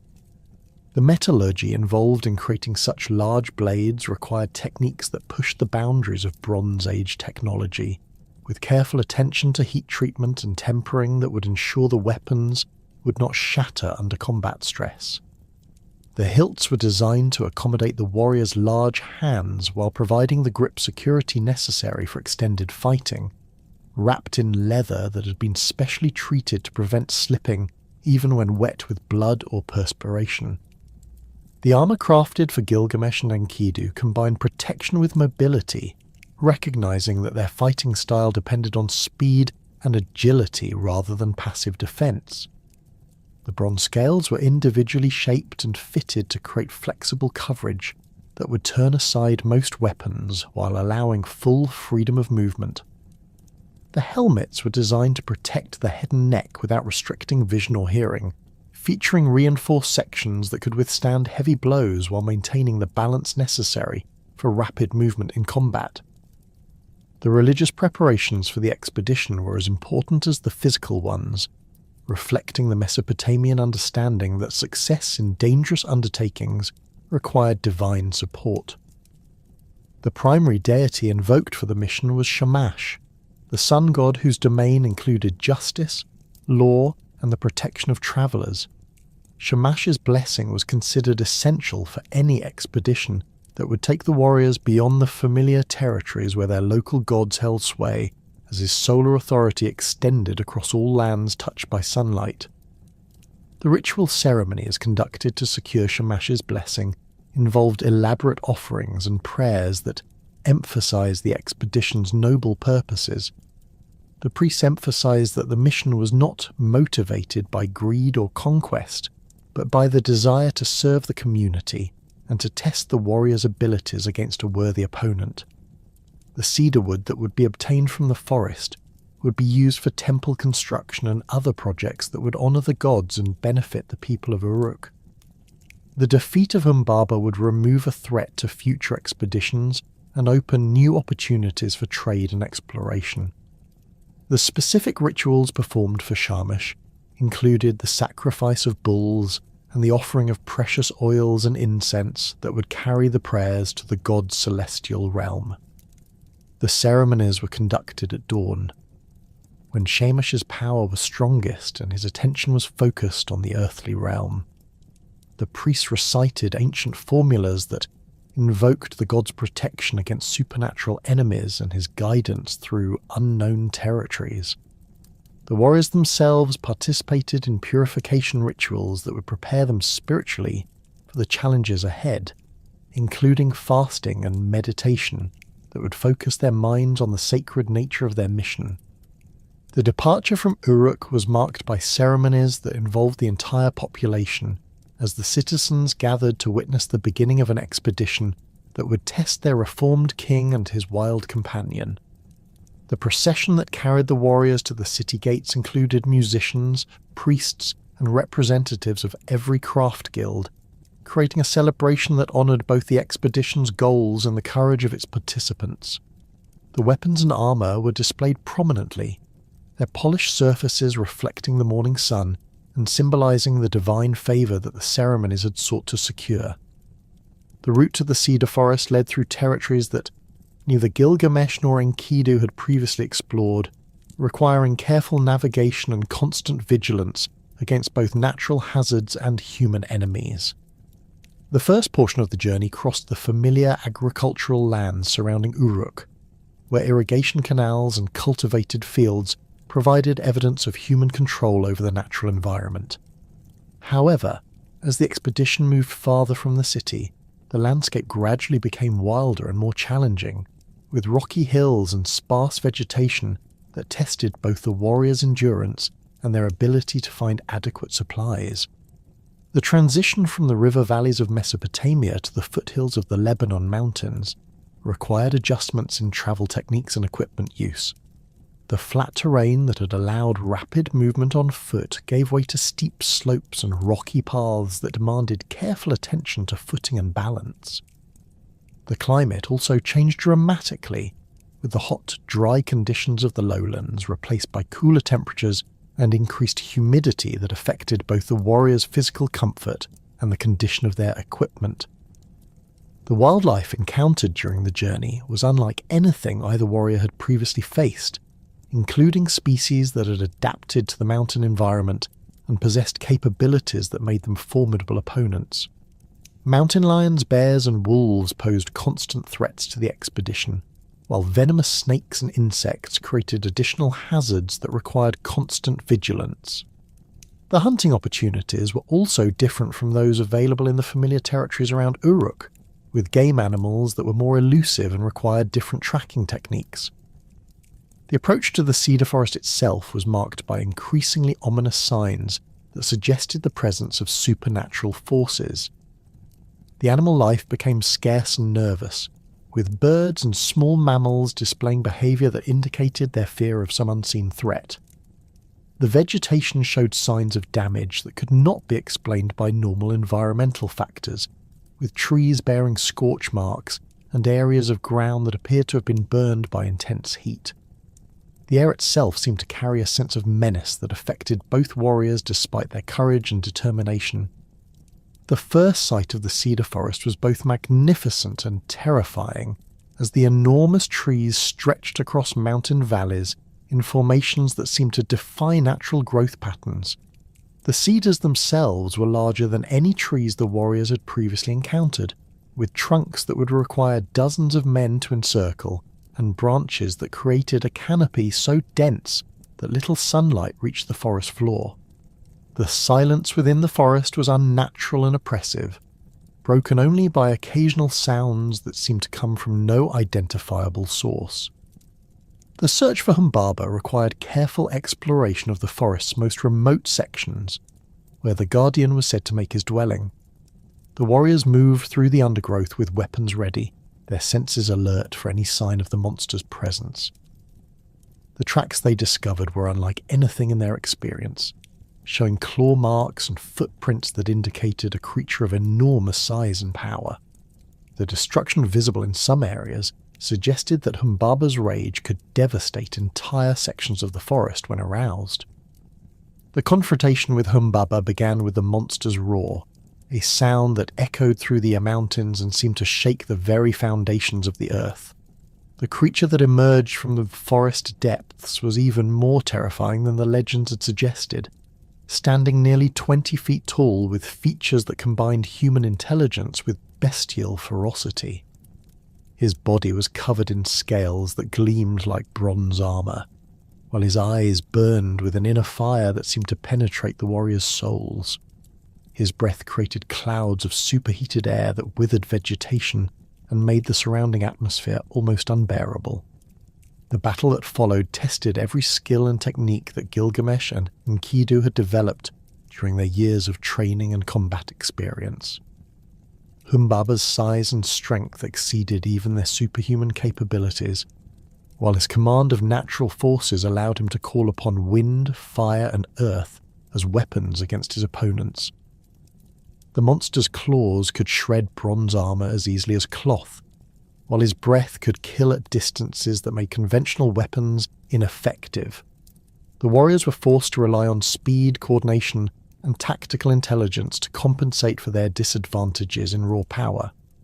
The turning point in the battle came when Enkidu managed to distract Humbaba long enough for Gilgamesh to deliver a crippling blow to the monster's legs, reducing his mobility and forcing him to fight from a defensive position. The creature's wounded roars brought avalanches cascading down the mountainsides, while his thrashing movements uprooted trees and carved new channels in the rocky ground. However, his reduced mobility allowed the warriors to coordinate their attacks more effectively, gradually wearing down his defenses through sustained assault. As defeat became inevitable, Humbaba's demeanor changed from fierce aggression to desperate pleading as he begged for mercy and offered to serve the warriors as a guardian of the forest under their authority. His appeals emphasized his role as a protector of the natural world and his willingness to share the forest's resources with humans who approached with proper respect. The monster's pleas revealed an intelligence and emotional depth that complicated the warriors' understanding of their mission and raised questions about the morality of their actions. The decision to execute Humbaba despite his pleas for mercy represented a crucial moral choice that would have lasting consequences for both warriors. Gilgamesh, influenced by his royal training and his desire to complete the mission successfully, argued for killing the monster to ensure that future expeditions would not face the same threat. Enkidu, whose wilderness experience had taught him to respect the natural order and to avoid unnecessary killing, initially favoured sparing Humbaba's life in exchange for his cooperation. The debate between them revealed fundamental differences in their worldviews and their understanding of justice and necessity.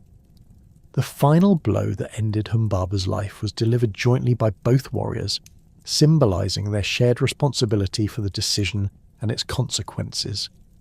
The monster's death was accompanied by supernatural phenomena that suggested the cosmic significance of their action, including earthquakes, storms, and the appearance of omens that would later be interpreted as warnings from the gods.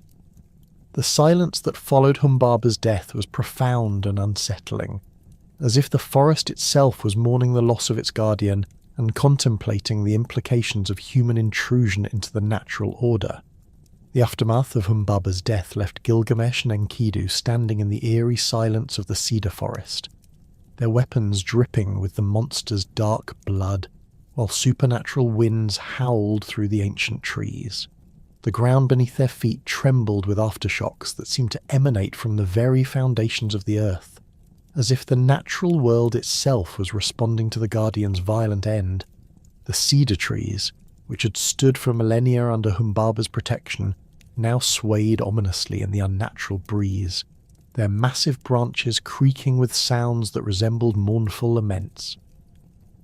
The two warriors began the arduous task of selecting and harvesting the finest cedar trees, their axes biting deep into wood that had never known human touch.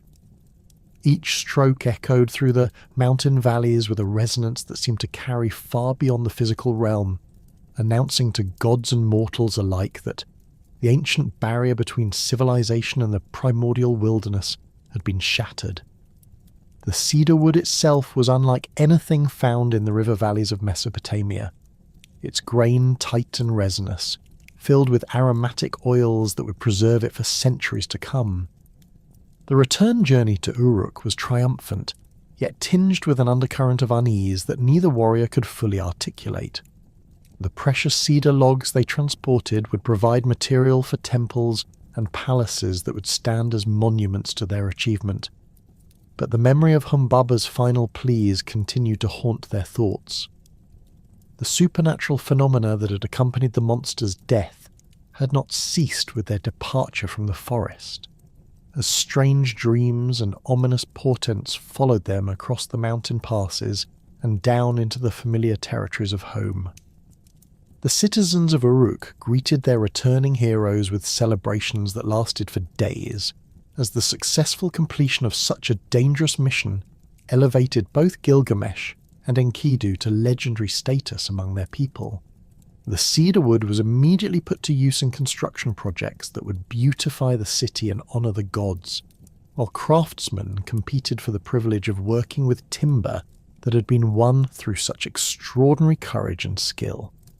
The weapons and armour that had served them in battle against Humbaba were displayed in the royal palace as trophies of their victory, their bronze surfaces polished to mirror brightness that reflected the glory of their achievement. However, the divine realm had taken notice of the warriors' actions in the cedar forest, and the gods' response would prove far more complex and dangerous than either hero could have anticipated. The killing of Humbaba had disrupted the cosmic balance that governed the relationship between civilization and the natural world, creating ripple effects that extended far beyond the immediate consequences of their victory. The monster had not been merely a guardian of trees, but a crucial component in the divine order that regulated human expansion and maintained the boundaries between the mortal and supernatural realms. The news of Humbaba's death reached the goddess Ishtar as she observed the celebrations in Uruk from her celestial palace, her divine senses attuned to the shifting currents of power and influence that flowed through the mortal world. The sight of Gilgamesh at the height of his glory, his body bronzed by the mountain sun and his frame enhanced by the confidence that came from overcoming seemingly impossible challenges, stirred desires within the goddess that transcended her usual interactions with mortal men. His transformation from tyrant to hero had created a figure of such compelling attraction that even the Queen of Heaven found herself drawn to his presence. Ishtar's interest in Gilgamesh was not merely physical, but encompassed the political and cosmic implications of an alliance between the greatest goddess of Mesopotamia and the most successful king of his generation. Such a union would create a partnership that could reshape the balance of power between the divine and mortal realms, while also providing the goddess with a mortal champion whose achievements already rivaled those of legendary heroes. The timing seemed perfect, as Gilgamesh's recent victories had elevated him to a status that made him worthy of divine attention, while his friendship with Enkidu had demonstrated his capacity for loyalty and emotional depth. The goddess began her approach to Gilgamesh with careful calculation, appearing to him in dreams and visions that gradually intensified his awareness of her presence and interest. Her initial manifestations were subtle, taking the form of favourable omens and supernatural assistance that aided his daily activities as king. The harvests in Uruk's territories proved exceptionally abundant. Trade negotiations concluded with unusual success, and potential military threats dissolved without requiring armed intervention. These blessings were accompanied by increasingly vivid dreams in which Ishtar appeared in various forms, each more beautiful and alluring than the last. The goddess's physical appearance when she finally revealed herself to Gilgamesh was calculated to overwhelm his senses and cloud his judgment with desire. She manifested in her aspect as the goddess of love and beauty, her form radiating an otherworldly perfection that surpassed any mortal woman's attractiveness. Her skin possessed the luminous quality of polished ivory, while her hair fell in waves of deepest black that seemed to absorb and reflect light simultaneously. Her eyes held the depth of night skies filled with stars, and her voice carried harmonics that resonated with frequencies beyond normal human hearing. The garments that adorned Ishtar's divine form were woven from materials that existed only in the celestial realm, fabrics that shifted colour and texture with her movements and seemed to be composed of captured starlight and crystallized moonbeams. Precious stones that had never been seen on Earth decorated her clothing and jewellery, their surfaces reflecting images of distant worlds and cosmic phenomena that spoke of her dominion over realms beyond mortal comprehension. The very air around her shimmered with power, creating an aura of supernatural authority that commanded both reverence and desire. Ishtar's proposition to Gilgamesh was delivered with the confidence of a goddess accustomed to having her desires fulfilled without question or hesitation. She offered him not merely her physical affections, but a partnership that would elevate him beyond the limitations of mortal existence, promising him dominion over territories that extended far beyond the boundaries of earthly kingdoms. Her words painted visions of cosmic adventures and supernatural achievements that would make his victory over Humbaba seem like a minor preliminary to greater glories that awaited their union. The gifts that Ishtar promised to bestow upon Gilgamesh reflected the vast scope of her divine powers and the resources at her disposal. She offered him a chariot crafted from precious metals and gemstones that would carry him across the heavens as easily as earthly roads, drawn by creatures that combined the strength of lions with the speed of eagles. His palace would be expanded to rival the dwellings of the gods themselves, with rooms that opened onto gardens where every flower bloomed eternally and every tree bore fruit that granted extended youth to those who consumed it. The military advantages that would accompany their alliance were equally impressive, as Ishtar commanded legions of supernatural warriors who could ensure victory in any conflict that might arise. Kings and princes from distant lands would seek Gilgamesh's favour, bringing tribute and homage that would make Uruk the centre of her empire stretching from the sunrise to the sunset. The goddess's influence over fertility and abundance would ensure that his territories produced harvests that could feed vast populations while generating surplus wealth that would fund any project or ambition he might conceive. However, Gilgamesh's response to Ishtar's proposition revealed the wisdom and moral growth that had resulted from his friendship with Enkidu and his experiences in the cedar forest. Rather than being overwhelmed by the goddess's beauty and the magnificence of her promises, he found himself analysing her offer with the careful attention of a ruler who had learned to consider the long-term consequences of his decisions. The memory of Humbaba's final pleas had sensitized him to the dangers of actions that might appear beneficial in the immediate term, but could create unforeseen problems in the future. The king's rejection of Ishtar's advances was not delivered with the diplomatic evasions that might have been expected from a mortal addressing a powerful deity, but with the direct honesty that had characterized his relationship with Enkidu. He acknowledged the goddess's beauty and the attractiveness of her offers, but proceeded to catalogue the fate of her previous lovers with a precision that demonstrated his thorough knowledge of divine mythology and his understanding of the patterns that governed Ishtar's romantic relationships. Gilgamesh's recitation of Ishtar's romantic history began with Tammuz, the shepherd god, who had been her most famous consort, and whose fate had become a cautionary tale throughout the ancient Near East. The king described how the goddess's initial passion for Tammuz had led to a period of intense happiness and mutual devotion, but how her affections had eventually cooled and transformed into the cruel indifference that characterized her treatment of discarded lovers. Tammuz's condemnation to spend half of each year in the underworld was not the result of external forces, but of Ishtar's own decision to sacrifice him to preserve her own divine status. The catalogue continued with the bird catcher, who had served Ishtar faithfully until his usefulness ended, at which point the goddess had transformed him into a mole condemned to live in perpetual darkness beneath the earth. The gardener who had tended her sacred groves had been changed into a frog when his devotion began to bore her, while the lion who had been her companion in hunting expeditions had been trapped in pitfalls of her own devising when his strength began to rival her own. Each example demonstrated the same pattern of initial favour followed by inevitable abandonment and cruel punishment. The shepherd who had provided Ishtar with the finest offerings from his flocks had been transformed into a wolf, condemned to be hunted by the very dogs that had once protected his herds. The horse trainer who had bred the swiftest steeds for her chariot had been changed into a stallion and broken to the harness, forced to serve in the very capacity he had once supervised.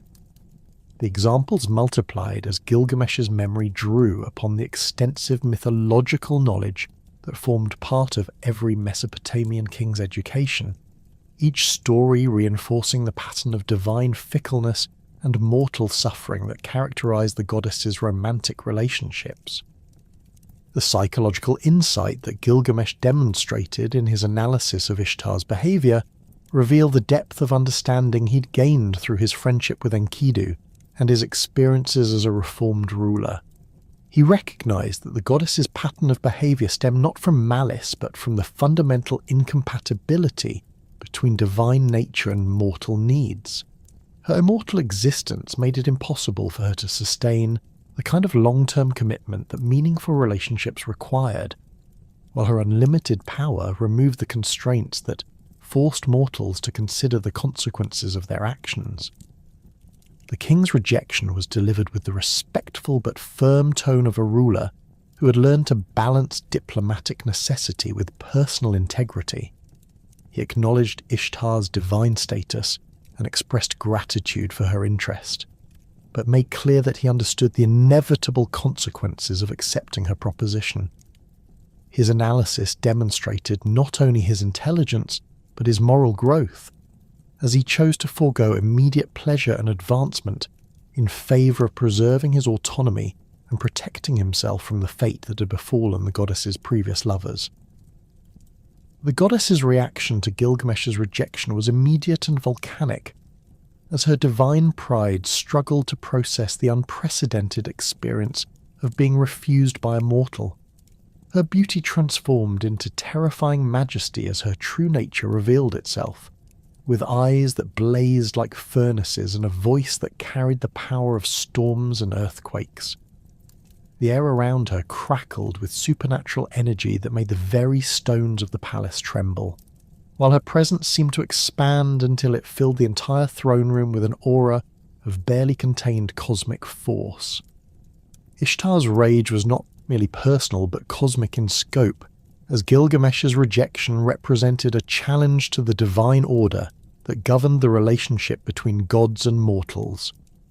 Throughout the history of Mesopotamian civilization, no human had ever refused the advances of a major deity, and the precedent that Gilgamesh was setting threatened to undermine the fundamental assumptions about divine authority and mortal subservience that maintained the stability of the cosmic hierarchy. The goddess's fury was therefore both a personal response to wounded pride and a defensive reaction to protect the established order. The immediate target of Ishtar's wrath was not Gilgamesh himself, as direct action against him would have required justification that even her divine status could not provide, without risking conflict with other gods who might view such punishment as excessive. Instead, she directed her fury toward her father Anu, the supreme god of the Mesopotamian pantheon, demanding that he provide her with the means to punish Gilgamesh indirectly through the destruction of his city and people. Her appeal to Anu represented an escalation of the conflict that would test the stability of the divine hierarchy itself. The goddess's journey to the celestial realm where Anu held court was marked by supernatural phenomena that announced her approach to every god and spirit in the divine hierarchy. The very fabric of reality seemed to bend around her passage, with stars shifting in their courses and cosmic winds carrying the scent of her rage across infinite distances. Her arrival at Anu's palace created tremors that shook the foundations of heaven itself, while her demands for justice echoed through the celestial halls with a force that compelled attention from every divine being within the cosmic order. Ishtar's petition to her father combined personal grievance with theological argument, as she portrayed Gilgamesh's rejection not merely as an insult to her dignity, but as a fundamental challenge to divine authority that required immediate and decisive response. She argued that allowing a mortal to refuse a goddess's advances without consequence would encourage similar acts of defiance throughout the human world, ultimately undermining the respect and reverence that maintained the proper relationship between the divine and mortal realms. Her demand for the Bull of Heaven represented not merely a request for a weapon of destruction, but an appeal for the restoration of cosmic order through the demonstration of divine power. The Bull of Heaven that Anu reluctantly released from the celestial realm was a creature of such devastating power that its very existence threatened the stability of the natural order.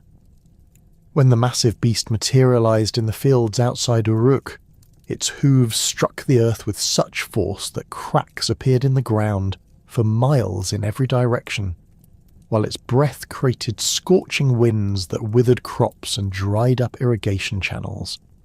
The bull's hide gleamed like polished bronze, impervious to conventional weapons, while its eyes burned with the same divine fire that had once blazed in Humbaba's gaze.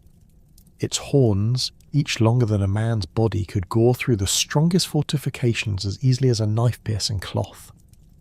The destruction that followed the bull's arrival was systematic and merciless.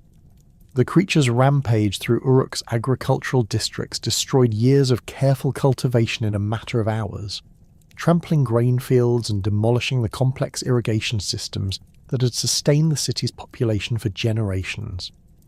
The economic foundation of Gilgamesh's kingdom crumbled under the beast's assault as storage facilities were crushed and trade routes became impassable due to the fissures that opened in the earth wherever the bull's hooves touched the ground. The carefully maintained balance between urban civilization and agricultural production that had made Uruk prosperous was shattered by divine wrath given physical form. The human cost of the bull's assault was staggering, as hundreds of citizens died in the initial attack and thousands more found themselves homeless and destitute. The creature's supernatural strength allowed it to demolish entire city blocks with single blows, while its fiery breath created infernos that consumed everything in their path. The screams of the dying and the crash of collapsing buildings created a cacophony of destruction that could be heard for miles, while the smoke from burning structures darkened the sky and blocked out the sun's light. The pride and prosperity that had characterized Uruk under Gilgamesh's reformed rule were replaced by terror and desperation as the city's inhabitants fled before the divine punishment that had been unleashed upon them. The battle that Gilgamesh and Enkidu fought against the Bull of Heaven required every skill and technique they had developed during their partnership, as they faced an opponent whose power exceeded even Humbaba's formidable capabilities. The creature's size made conventional combat tactics ineffective, while its supernatural nature rendered many of their weapons useless against its bronze-like hide. The warriors were forced to rely on speed and coordination, using their knowledge of each other's fighting styles to create opportunities for attack while avoiding the bull's devastating charges and the scorching heat of its breath. The turning point in the battle came when Enkidu managed to grasp the bull's massive horns, using his superhuman strength to wrestle the creature to a standstill, while Gilgamesh delivered the killing blow with his great sword. The beast's death throes were accompanied by earthquakes and lightning strikes that announced to the divine realm that their instrument of punishment had been defeated by mortal hands. The bull's body dissolved into golden dust that scattered on the wind, leaving behind only the memory of destruction and the knowledge that even divine wrath could be overcome by courage and friendship working in perfect harmony. However, the victory over the Bull of Heaven proved to be Pyrrhic, as the gods' council convened in the celestial realm to address the unprecedented defiance that Gilgamesh and Enkidu had demonstrated. The divine assembly, presided over by Anu, and including all the major deities of the Mesopotamian pantheon, faced a crisis that threatened the fundamental order of their cosmic hierarchy. Two mortals had now killed both Humbaba, the guardian of the cedar forest, and the Bull of Heaven, Ishtar's instrument of divine justice. These acts represented not merely individual crimes, but a pattern of behaviour that challenged the very foundations of divine authority over the mortal world. The debate that unfolded in the Divine Council revealed the complexity of the gods' relationship with exceptional mortals, and the difficulty of maintaining cosmic order when faced with beings whose capabilities approached divine levels. Enlil, the god of wind and storms, argued forcefully that both heroes deserved death for their repeated violations of divine will, emphasizing that allowing such defiance to go unpunished would encourage similar acts of rebellion throughout the human world. His position reflected the traditional view that mortals must remain subordinate to divine authority, regardless of their individual achievements or capabilities. Shamash, the sun god who had blessed the hero's expedition to the cedar forest, offered a more nuanced perspective that acknowledged the moral complexity of the situation. He pointed out that Gilgamesh and Enkidu had acted with courage and honour in their confrontations with supernatural enemies, and that their victories had been achieved through legitimate means rather than trickery or divine assistance. The sun god's argument emphasized that punishing heroes for defending their city and people would undermine the very values that the gods claim to represent, creating a contradiction that could damage divine credibility among mortal worshippers. The goddess Aruru, who had created Enkidu in response to the prayers of Uruk's oppressed citizens, found herself in the difficult position of defending her creation while acknowledging the validity of her fellow deities' concerns. Her argument focused on the original purpose of Enkidu's existence, emphasizing that he'd been designed to moderate Gilgamesh's behavior and transform him from a tyrant into a just ruler. The wild man's success in achieving this goal had benefited not only the people of Uruk, but the cosmic order itself, as it had restored proper balance between royal power and divine authority. However, she also acknowledged that Enkidu's continued existence posed potential risks if his influence encouraged further acts of defiance against divine will.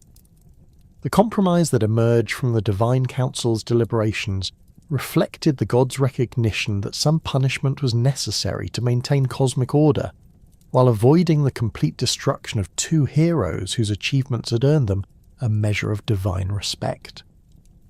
The decision that one of the two friends must die was presented as a balanced solution that would demonstrate divine authority while preserving the life of the survivor, as a testament to the god's capacity for mercy. The choice of Enkidu as the victim was influenced by his status as a created being rather than a naturally born human, making his death less disruptive to the established order of mortal society. The divine illness that began to consume Enkidu manifested initially as a series of disturbing dreams that invaded his sleep with increasing frequency and intensity. These visions, sent by the gods as harbingers of his approaching doom, revealed aspects of the afterlife that no living mortal had ever been permitted to witness. The dreams began with images of a vast underground realm where the dead existed in perpetual twilight, their forms reduced to shadowy echoes of their former selves. The landscape of this netherworld was barren and desolate, with rivers of bitter water and plains of dust that stretched beyond the horizon, under a sky that never changed from its eternal grey. The inhabitants of this underworld realm appeared to Enkidu as figures of profound melancholy, their faces bearing the weight of eternal separation from the living world they had once known. Former kings and commoners alike wandered the dusty plains in identical garments of feathers and clay, their royal regalia and personal possessions reduced to meaningless symbols in a realm where earthly distinctions held no value.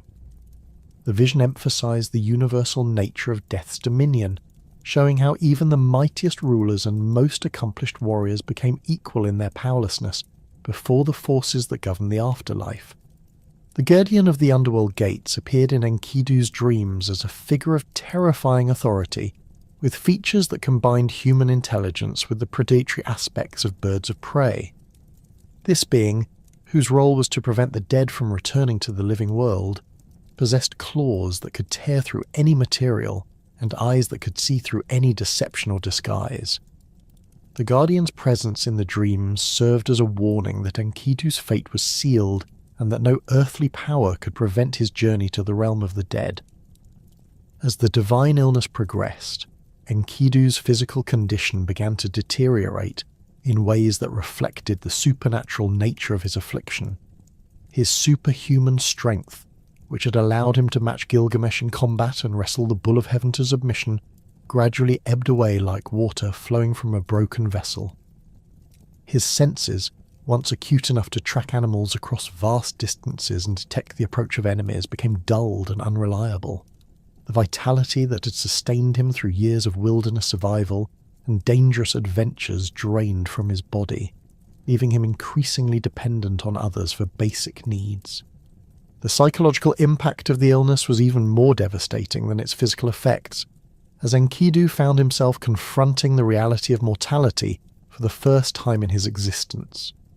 His creation by divine hands had given him a sense of permanence and invulnerability that made the prospect of death almost incomprehensible. The gradual loss of his abilities and the increasing weakness of his body forced him to confront the finite nature of existence in ways that his wilderness upbringing had never required. The fear and confusion that accompanied this realization created an emotional turmoil that was visible to everyone who encountered him during his final days. The deathbed curses that Enkidu pronounced in his delirium reflected the complex emotions that the dying hero experienced as he contemplated his fate and the circumstances that had led to his divine punishment. His initial rage was directed toward the trapper, who had first discovered him in the wilderness and initiated the chain of events that brought him to civilization. The curse he pronounced upon this man was comprehensive and vindictive, calling for the destruction of his livelihood and the failure of all his future endeavors.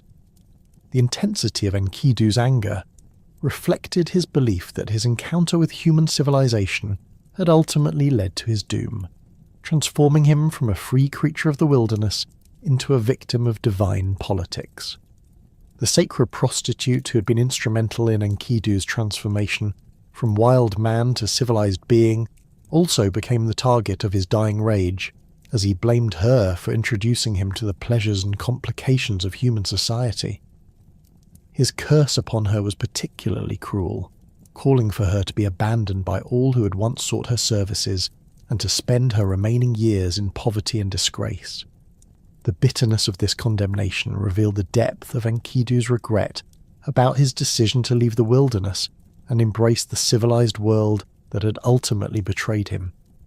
However, as Enkidu's illness progressed and his mind cleared from the initial delirium of his condition, his perspective on his transformation began to shift toward a more balanced assessment of his experiences.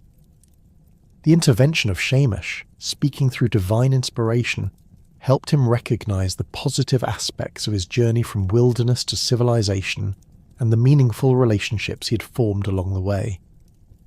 The sun god's words reminded him of the joy he had found in friendship with Gilgamesh and the satisfaction he had derived from protecting the innocent and fighting against injustice. The blessings that replaced Enkidu's curses demonstrated his growing acceptance of his fate and his recognition that his life, though brief, had been filled with experiences and achievements that gave it meaning and value. His blessing upon the trapper acknowledged the man's role in bringing him to a larger world, where his abilities could be used for noble purposes rather than merely ensuring survival. The revised blessing transformed the trapper's future from one of failure and hardship to one of success and prosperity, reflecting Enkidu's understanding that their encounter had ultimately benefited both of them. The blessing he bestowed upon the sacred prostitute was even more generous, as he recognized her crucial role in his transformation and the kindness she had shown him during his transition from wilderness to civilization. His words called for her to be honored and respected by all who knew her, with a life filled with abundance and joy that would compensate for any hardships she might have endured. The transformation of his curse into a blessing represented Enkidu's growing wisdom and his acceptance of the complex nature of human existence, with its mixture of joy and sorrow, triumph and tragedy. Gilgamesh's vigil over his dying friend became an ordeal that tested every aspect of his character and forced him to confront the reality of mortality in ways that his divine heritage had never required. The king's initial response to Enkidu's illness was denial, as he refused to accept that his companion's condition was beyond the reach of human medicine or divine intervention. He summoned the finest physicians in Uruk and consulted with priests and soothsayers. desperately seeking some remedy that could restore his friend's health and strength. The failure of these efforts to produce any improvement in Enkidu's condition gradually forced Gilgamesh to acknowledge the supernatural nature of the illness and its inevitable outcome. The physical changes that Gilgamesh observed in his friend during the final days of the illness were heartbreaking in their relentless progression. The massive frame that had once matched his own in strength and in endurance became gaunt and wasted, while the wild mane of hair that had marked Enkidu's connection to the natural world became thin and lifeless. The eyes that had once blazed with the fire of untamed wilderness grew dim and unfocused, while the voice that had once commanded respect from both humans and animals became weak and uncertain. Each day brought new evidence of the approaching end, despite Gilgamesh's desperate attempts to maintain hope and find solutions. The emotional impact of watching his closest friend slowly die created a psychological crisis that shattered Gilgamesh's understanding of his own nature and destiny. The divine heritage that had made him feel superior to ordinary mortals offered no protection against the grief and helplessness that consumed him as he witnessed Enkidu's suffering. The friendship that had transformed him from a tyrant into a just ruler was being destroyed by forces beyond his control, leaving him to face the prospect of returning to the isolation that had originally corrupted his character. The fear of losing the relationship that had given his life meaning and purpose created an anxiety that affected every aspect of his behavior and decision-making. The desperate measures that Gilgamesh employed in his attempts to save Enkidu's life revealed the depth of his devotion and the extent of his refusal to accept the reality of divine judgment. He offered elaborate sacrifices to every god in the Mesopotamian pantheon, hoping to find one who might be willing to intervene on his friend's behalf. The treasures he promised in exchange for Enkidu's recovery included not only his personal wealth, but the resources of his entire kingdom, demonstrating his willingness to sacrifice everything for the sake of their friendship. The failure of these offerings to produce any divine response gradually forced him to recognize that the god's decision was final and irreversible. As Enkidu's condition deteriorated beyond any possibility of recovery, Gilgamesh's vigil became a meditation on the nature of mortality and the meaning of existence in a world where even the strongest and most virtuous individuals were subject to forces beyond their control. The king's divine parentage, which had once seemed to guarantee his superiority over ordinary humans, now appeared to be a cruel joke that had allowed him to form attachments that would inevitably be severed by death. The realization that his own immortality would force him to witness the death of everyone he cared about created an existential crisis that would define the remainder of his life and drive him to seek solutions that transcended the normal boundaries of human existence. The final breath that escaped Enkidu's lips came with the first light of dawn, a gentle exhalation that seemed to carry his spirit into the pale morning sky. Gilgamesh, who had maintained his vigil through the long night, initially refused to acknowledge what his senses told him. He pressed his ear to Enkidu's chest, listening desperately for any sign of life, his hands searching for a pulse that would never return. The stillness of his friend's body was absolute. The massive frame that had once wrestled divine bulls now as motionless as carved stone. The wild hair that had marked Enkidu's connection to the natural world lay matted against his skull, while his eyes stared sightlessly at the ceiling of the royal chamber where he had spent his final hours. The king's initial response was a roar of anguish that echoed through the palace corridors and awakened every inhabitant of the royal complex. The sound carried such raw emotion that servants and guards who heard it were moved to tears, though they did not yet understand the cause of their sovereign's distress. Gilgamesh's cry was not merely an expression of grief, but a challenge hurled at the gods themselves, a denial of their authority to separate him from the one person who had given his existence meaning and purpose.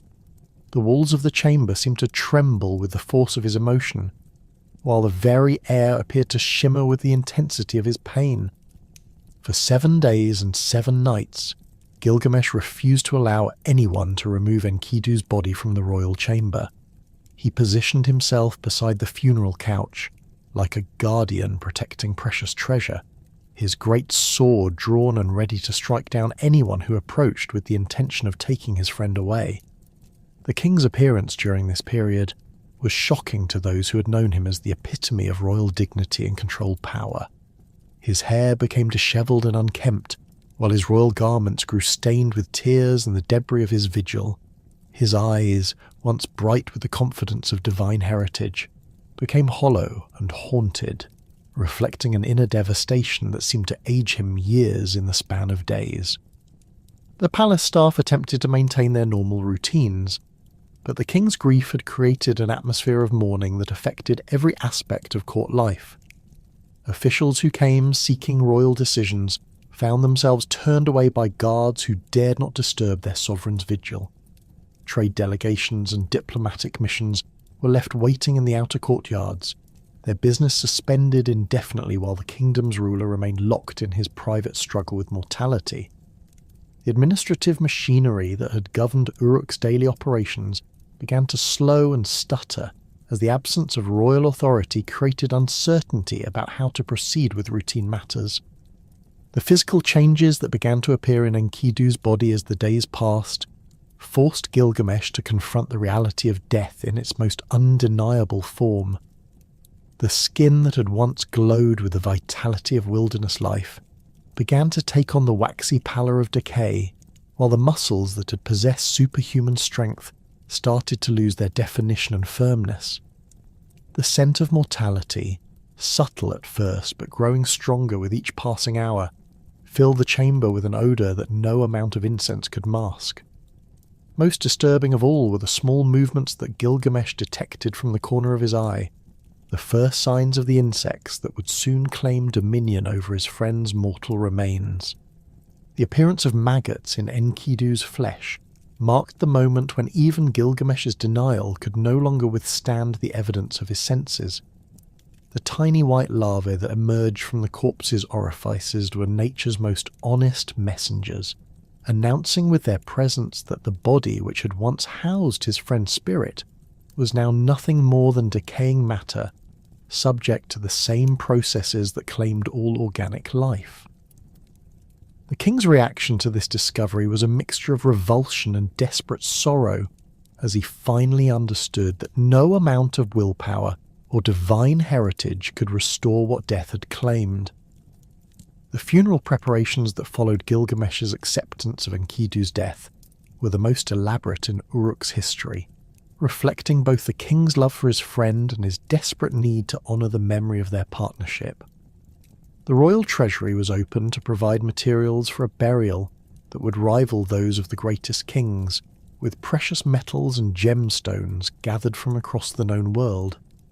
Master craftsmen worked day and night to create grave goods worthy of a hero who had fought beside gods and defeated monsters that had terrorized the earth for millennia. The funeral couch itself was carved from the finest cedar wood brought back from their expedition to the sacred forest, its surface inlaid with gold and silver in patterns that told the story of their adventures together. The burial ceremony drew mourners from throughout Mesopotamia, as word of Enkidu's death spread among the communities that had heard tales of his heroic deeds. Kings and princes who had never met the wild man personally came to pay their respects, understanding that his death marked the end of an era in which mortals had achieved feats that rivaled the accomplishments of legendary heroes. The procession that carried Enkidu's body to its final resting place stretched for miles, with musicians, priests and professional mourners creating a symphony of grief that could be heard across the entire city. The tomb itself was a marvel of engineering and artistry, carved deep into the earth and furnished with everything that the deceased might need for his journey to the afterlife. However, even the grandest funeral could not fill the void that Enkidu's death had created in Gilgamesh's existence. The king's grief was not merely personal but existential, as he struggled to find meaning in the world where even the strongest and most virtuous individuals were subject to forces beyond their control. The friendship that had transformed him from a tyrant into a just ruler was gone, leaving him to face the prospect of returning to the isolation that had originally corrupted his character. The fear of losing the relationship that had given his life purpose created an anxiety that affected every aspect of his behaviour and decision-making. The royal duties that had once provided structure and meaning to Gilgamesh's days now seemed hollow and pointless in the face of mortality's ultimate authority. The administrative meetings that filled his schedule dealt with concerns that appeared trivial when measured against the cosmic forces that had claimed his friend's life. Trade negotiations and diplomatic conferences continued, but the king's participation was mechanical and distracted, his mind focused on questions that no earthly authority could answer. The citizens of Uruk, who had celebrated their ruler's transformation from tyrant to hero, now watched with growing concern as grief threatened to undo the progress he'd made in learning to govern with wisdom and compassion. The abandonment of his royal responsibilities began gradually, as Gilgamesh found himself unable to concentrate on the mundane details of governance, while his mind wrestled with the implications of mortality. Court sessions that had once been models of efficiency and decisive leadership became exercises in distraction and delay, with the king's attention wandering to memories of his adventures with Enkidu, rather than focusing on the matters at hand. The elaborate ceremonies and rituals that had once reinforced his authority now seemed like meaningless pageantry, empty gestures that could not address the fundamental questions about existence that his friend's death had raised.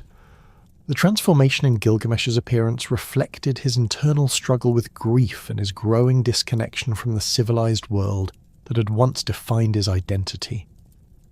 The carefully groomed beard that had marked his royal status grew wild and unkempt, while his hair became matted and dishevelled from his habit of pulling at it during moments of particular anguish. The royal garments that had once proclaimed his divine heritage were abandoned in favour of simple robes that reflected his diminished interest in the symbols of earthly power. His skin, once bronzed from outdoor activities and glowing with health, became pale and drawn from sleepless nights and irregular eating habits. The decision to don animal skins represented a deliberate rejection of the civilized world that had failed to protect his friend from divine punishment. The rough pelts that Gilgamesh chose were not the carefully prepared and decorated garments worn by hunters and herders, but crude coverings that emphasized his growing identification with the wilderness that had been Enkidu's original home. The transformation was shocking to those who had known him as the epitome of royal dignity, but it reflected his psychological need to maintain some connection to his departed friend through the adoption of symbols associated with his wild origins.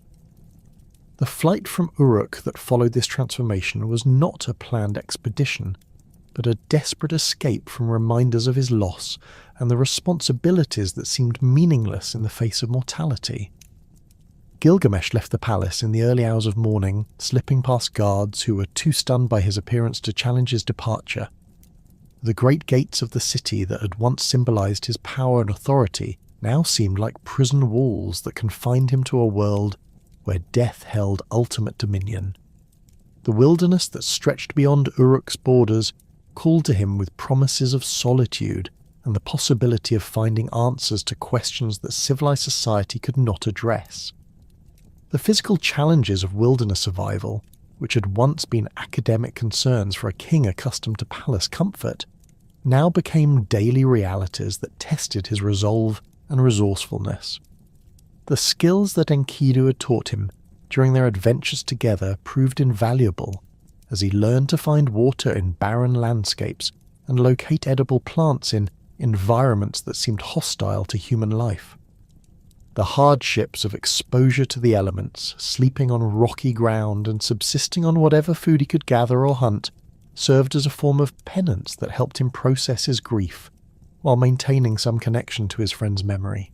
The fear of death that had been awakened by Enkidu's passing became an obsession that dominated every aspect of Gilgamesh's existence. The divine heritage that had once made him feel superior to ordinary mortals now seemed like a cruel joke, as it had allowed him to form attachments that would inevitably be severed by forces beyond his control. The realization that his own mortality, despite his divine parentage, would eventually claim him as it had claimed his friend created a terror that drove him to seek solutions that transcended the normal boundaries of human existence. The prospect of facing eternity without the companionship that had given his life meaning was unbearable, motivating him to pursue possibilities that rational thought would have dismissed as impossible. The memories of ancient stories and legends that had been part of his royal education began to surface in his mind as he searched for examples of mortals who had achieved immortality, or at least extended their existence beyond normal human limits. The tale of Utnapishtim, the survivor of the great flood who had been granted eternal life by the gods, became a beacon of hope in his despair. The story, which had once seemed like mere mythology designed to entertain and instruct, now appeared to offer a genuine path to escape the mortality that threatened to separate him from Enkidu forever in the afterlife. The quest for Utnapishtim represented more than a search for immortality. It was a journey toward understanding the fundamental nature of existence and the possibility of transcending the limitations that defined mortal life. The legendary figure was said to dwell in a realm beyond the normal world, accessible only to those who possessed the courage and determination to overcome obstacles that had defeated every previous seeker. The challenges that lay ahead would test not only Gilgamesh's physical capabilities, but his mental and spiritual strength as he ventured into territories where the normal rules of existence no longer applied. The transformation from king to wandering hero was complete as Gilgamesh set out on his quest, his royal authority exchanged for the freedom and uncertainty of a life devoted to pursuing the impossible.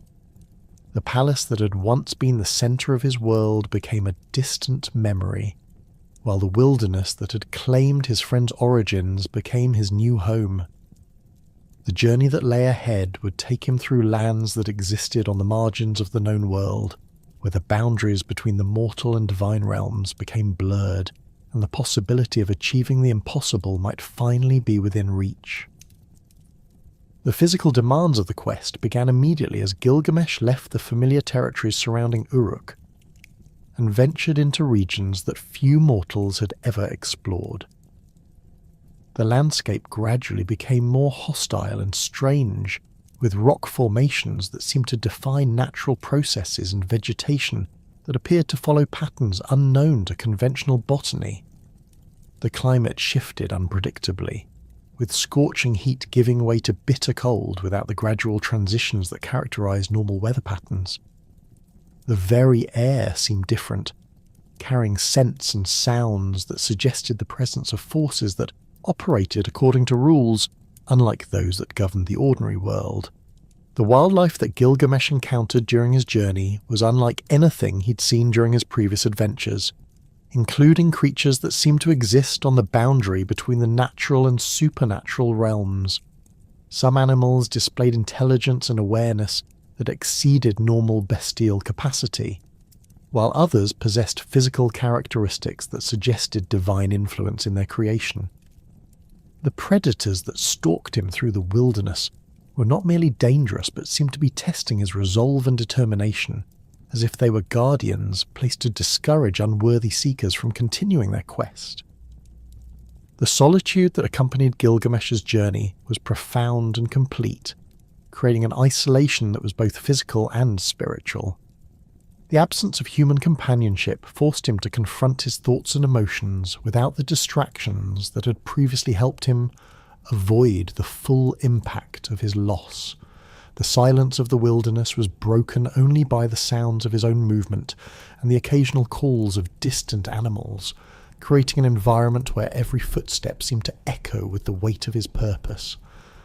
The stars that had once seemed like distant decorations in the night sky now appeared to be watching his progress with interest that was both comforting and unsettling.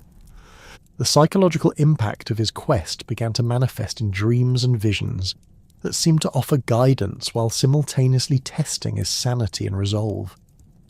The images that appeared in his sleep were not the random products of an exhausted mind, but coherent messages that provided clues about the path he needed to follow and the challenges he would face. Some visions showed him glimpses of Utnapishtim's dwelling place, a realm where the normal rules of time and space seemed to be suspended in favour of principles that operated according to divine rather than natural law. Other dreams revealed the obstacles that lay ahead, including guardians and barriers that would require all of his strength and cunning to overcome. The gradual realization that his quest might be impossible began to compete with his determination to succeed, creating an internal conflict that threatened to undermine his resolve. The rational part of his mind recognized that the stories of immortal humans might be nothing more than wishful thinking, myths created to comfort mortals faced with the inevitability of death. However, the emotional need to believe that death was not the final answer to existence drove him forward despite the growing evidence that his journey might be futile. The tension between hope and despair became a constant companion that influenced every decision and coloured every experience along his path. The physical toll of his journey was becoming apparent as weeks of wilderness travel began to wear down even his superhuman constitution. The lack of adequate food and shelter was causing his body to lose the muscle mass and vitality that had once made him a match for divine opponents, while the constant stress of survival in hostile environments was aging him in ways that normal time could not achieve. The animal skins that served as his clothing became tattered and inadequate, providing little protection against the elements that seemed to grow more severe as he ventured deeper into unknown territories. The weapons that had once been symbols of his power became tools for basic survival, their polished surfaces dulled by constant use and their edges chipped from encounters with obstacles that would have been unthinkable in his former life. The journey toward the edge of the world led Gilgamesh through increasingly desolate territories where the familiar landmarks of civilization gave way to landscapes that seemed to exist outside the normal order of creation. The mountains that rose before him were not the gentle hills that surrounded Uruk, but jagged peaks that clawed at the sky with surfaces of black stone that reflected no light. The valleys between these peaks were filled with mists that never lifted, creating an atmosphere of perpetual twilight that made navigation treacherous and disorienting. The very air seemed thinner and more difficult to breathe, as if the normal mixture of elements that sustained life was being gradually replaced by something alien and hostile to human existence. The approach to Mount Mashu, the legendary gateway to the underworld and the realm where the sun began its daily journey across the heavens, was marked by phenomena that defied natural explanation. The mountain itself was a massive twin-peaked formation that seemed to stretch infinitely upward, its summits lost in clouds that glowed with an inner light that was neither solar nor lunar in origin. The base of the mountain was shrouded in darkness so complete that it seemed to absorb light rather than merely blocking it, creating a zone of shadow that extended for miles in all directions.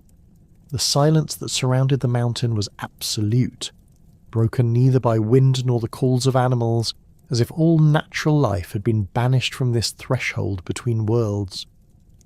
The tunnel that penetrated the heart of Mount Mashu was an artificial construction of such ancient origin that its builders had been forgotten by all but the most obscure legends. The entrance was a perfect circle carved into the living rock, its edges smooth and precise, in a way that suggested divine rather than mortal craftsmanship. The interior walls were covered with symbols and inscriptions in scripts that predated even the earliest cuneiform writing, their meanings lost to time, but their presence suggesting that this passage had been used by beings whose knowledge exceeded anything possessed by contemporary civilization. The tunnel stretched into darkness so profound that, Even the most powerful torches could penetrate only a few feet before their light was swallowed by the consuming blackness. The scorpion men who guarded this passage were beings that existed on the boundary between the natural and supernatural realms, their forms combining human intelligence with the predatory instincts of their arachnid namesakes. Their bodies were humanoid from the waist up, with muscular torsos covered in chitinous plates that gleamed like polished bronze in the dim light that emanated from their own supernatural essence. Their arms ended in claws capable of crushing stone, while their faces retained human features but with eyes that glowed with an inner fire that could see through any deception or disguise. From the waist down, their bodies were those of enormous scorpions, with segmented tails that curved over their backs and terminated in stingers that dripped with venom capable of killing gods. The encounter with these guardians required Gilgamesh to demonstrate not only his physical courage, but his understanding of the cosmic forces that governed the boundary between life and death. The scorpion men did not attack immediately, but instead subjected him to a form of interrogation that tested his knowledge of divine law and his worthiness to enter the realm beyond mortal existence. Their questions were not spoken aloud, but communicated through a form of telepathic contact that allowed them to examine his thoughts and motivations directly. The process was invasive and uncomfortable, as if his mind was being dissected by alien intelligences that operated according to principles he could not comprehend. The revelation of Gilgamesh's divine parentage through his mother Ninsun was what ultimately convinced the scorpion men to grant him passage through the tunnel. His semi-divine nature marked him as one of the few mortals who possessed the inherent qualities necessary to survive the journey through the mountain's heart and emerge into the realm where normal physical laws no longer applied. However, the Guardians warned him that divine heritage alone would not guarantee his success, as the path ahead would test aspects of his character that had nothing to do with strength or royal authority. The tunnel itself was a form of trial that would strip away all pretense and reveal the true nature of his soul. The journey through the tunnel of Mount Mashu was an ordeal that lasted 12 hours of absolute darkness, during which Gilgamesh had to navigate by touch and instinct through passages that seemed to shift and change around him. The walls that had appeared solid and permanent at the entrance became fluid and unpredictable, sometimes narrowing to the point where he had to crawl on his hands and knees, other times opening into vast chambers where his footsteps echoed for minutes before the sound finally faded. The air within the tunnel was stale and oppressive, carrying scents that suggested the presence of ancient death and decay mixed with something that might have been the breath of sleeping gods. The psychological impact of the tunnel journey was as challenging as its physical demands, as the complete absence of light created a sensory deprivation that began to affect Gilgamesh's perception of time and space. Minutes seemed to stretch into hours, while hours compressed into moments, creating a disorientation that made it impossible to judge his progress or estimate how much of the journey remained. The silence was so complete that he began to hear sounds that existed only in his imagination, including whispers in languages he did not recognize, and the distant sound of water flowing through channels that might have been real or merely the product of his increasingly stressed mind. The emergence from the tunnel into the Garden of the Gods was a transition so abrupt and overwhelming that it temporarily blinded Gilgamesh with its brilliance and beauty. The realm that lay beyond Mount Mashu was not subject to the normal cycles of day and night, but existed in a state of perpetual dawn, with light that seemed to emanate from the very air rather than from any visible source. The garden itself was a paradise that exceeded any earthly location in its perfection, with trees that bore fruit made of precious gems and flowers that bloomed in colours that had no names in mortal languages. The paths that wound through this divine landscape were paved with stones that had been polished to mirror brightness, while streams of crystal-clear water flowed in channels lined with gold and silver. The trees in this supernatural garden were not merely decorative, but served as repositories of divine knowledge and power, their branches heavy with fruit that could grant various forms of enlightenment to those deemed worthy of consuming them. The tree of wisdom bore apples of pure sapphire that contained all the knowledge accumulated since the beginning of time, while the tree of strength produced golden pears that could restore youth and vitality to even the most aged and weakened individuals. The tree of prophecy was laden with silver grapes that allowed those who ate them to see glimpses of future events, though the visions came at the cost of understanding their true meaning. The divine beings who tended this garden were not the familiar gods of the Mesopotamian pantheon, but rather primordial entities whose existence predated the creation of the mortal world. These beings appeared as figures of living light, whose forms shifted and changed according to principles that mortal minds could not comprehend, sometimes appearing as humans of impossible beauty, and other times manifesting as geometric patterns that hurt to look at directly. Their communication with Gilgamesh was conducted through methods that transcended normal speech, with meaning transmitted directly into his consciousness through processes that bypassed his physical senses entirely. The guidance that these divine gardeners provided was cryptic and indirect, offering hints about the location of Utnapishtim's dwelling without providing explicit directions that would make the journey too easy. They spoke of waters that must be crossed and guardians that must be faced, of tests that would require wisdom rather than strength, and challenges that could not be overcome through conventional means. Their words carried warnings about the futility of seeking immortality, while simultaneously suggesting that the quest itself might serve purposes beyond the seeker's original intentions. The departure from the garden required Gilgamesh to make choices about which paths to follow and which divine gifts to accept for the journey ahead. The beings who ruled this realm offered him various forms of assistance, including weapons that could harm supernatural enemies and provisions that would sustain him through regions where normal food could not be found. However, they also warned him that accepting too much divine aid would compromise the authenticity of his quest and potentially disqualify him from achieving his ultimate goal. The balance between necessary assistance and self-reliance became a crucial consideration that would influence every decision he made during the remainder of his journey. The ocean that lay beyond the garden was unlike any body of water that existed in the mortal world, its surface reflecting not the sky above, but images of distant realms and possible futures that shifted and changed with each passing moment. The waters themselves were not composed of ordinary liquid, but of a substance that seemed to exist in multiple states simultaneously, sometimes appearing as normal water, and other times taking on the consistency of liquid light or crystallized time. The shore was lined with sand that consisted of ground pearls and pulverized gemstones, while the waves that lapped against the beach made sounds like distant music played on instruments that had never been heard by mortal ears. The ferryman who operated the only vessel capable of crossing these supernatural waters was a figure whose appearance suggested great age and wisdom combined with an otherworldly detachment from normal human concerns.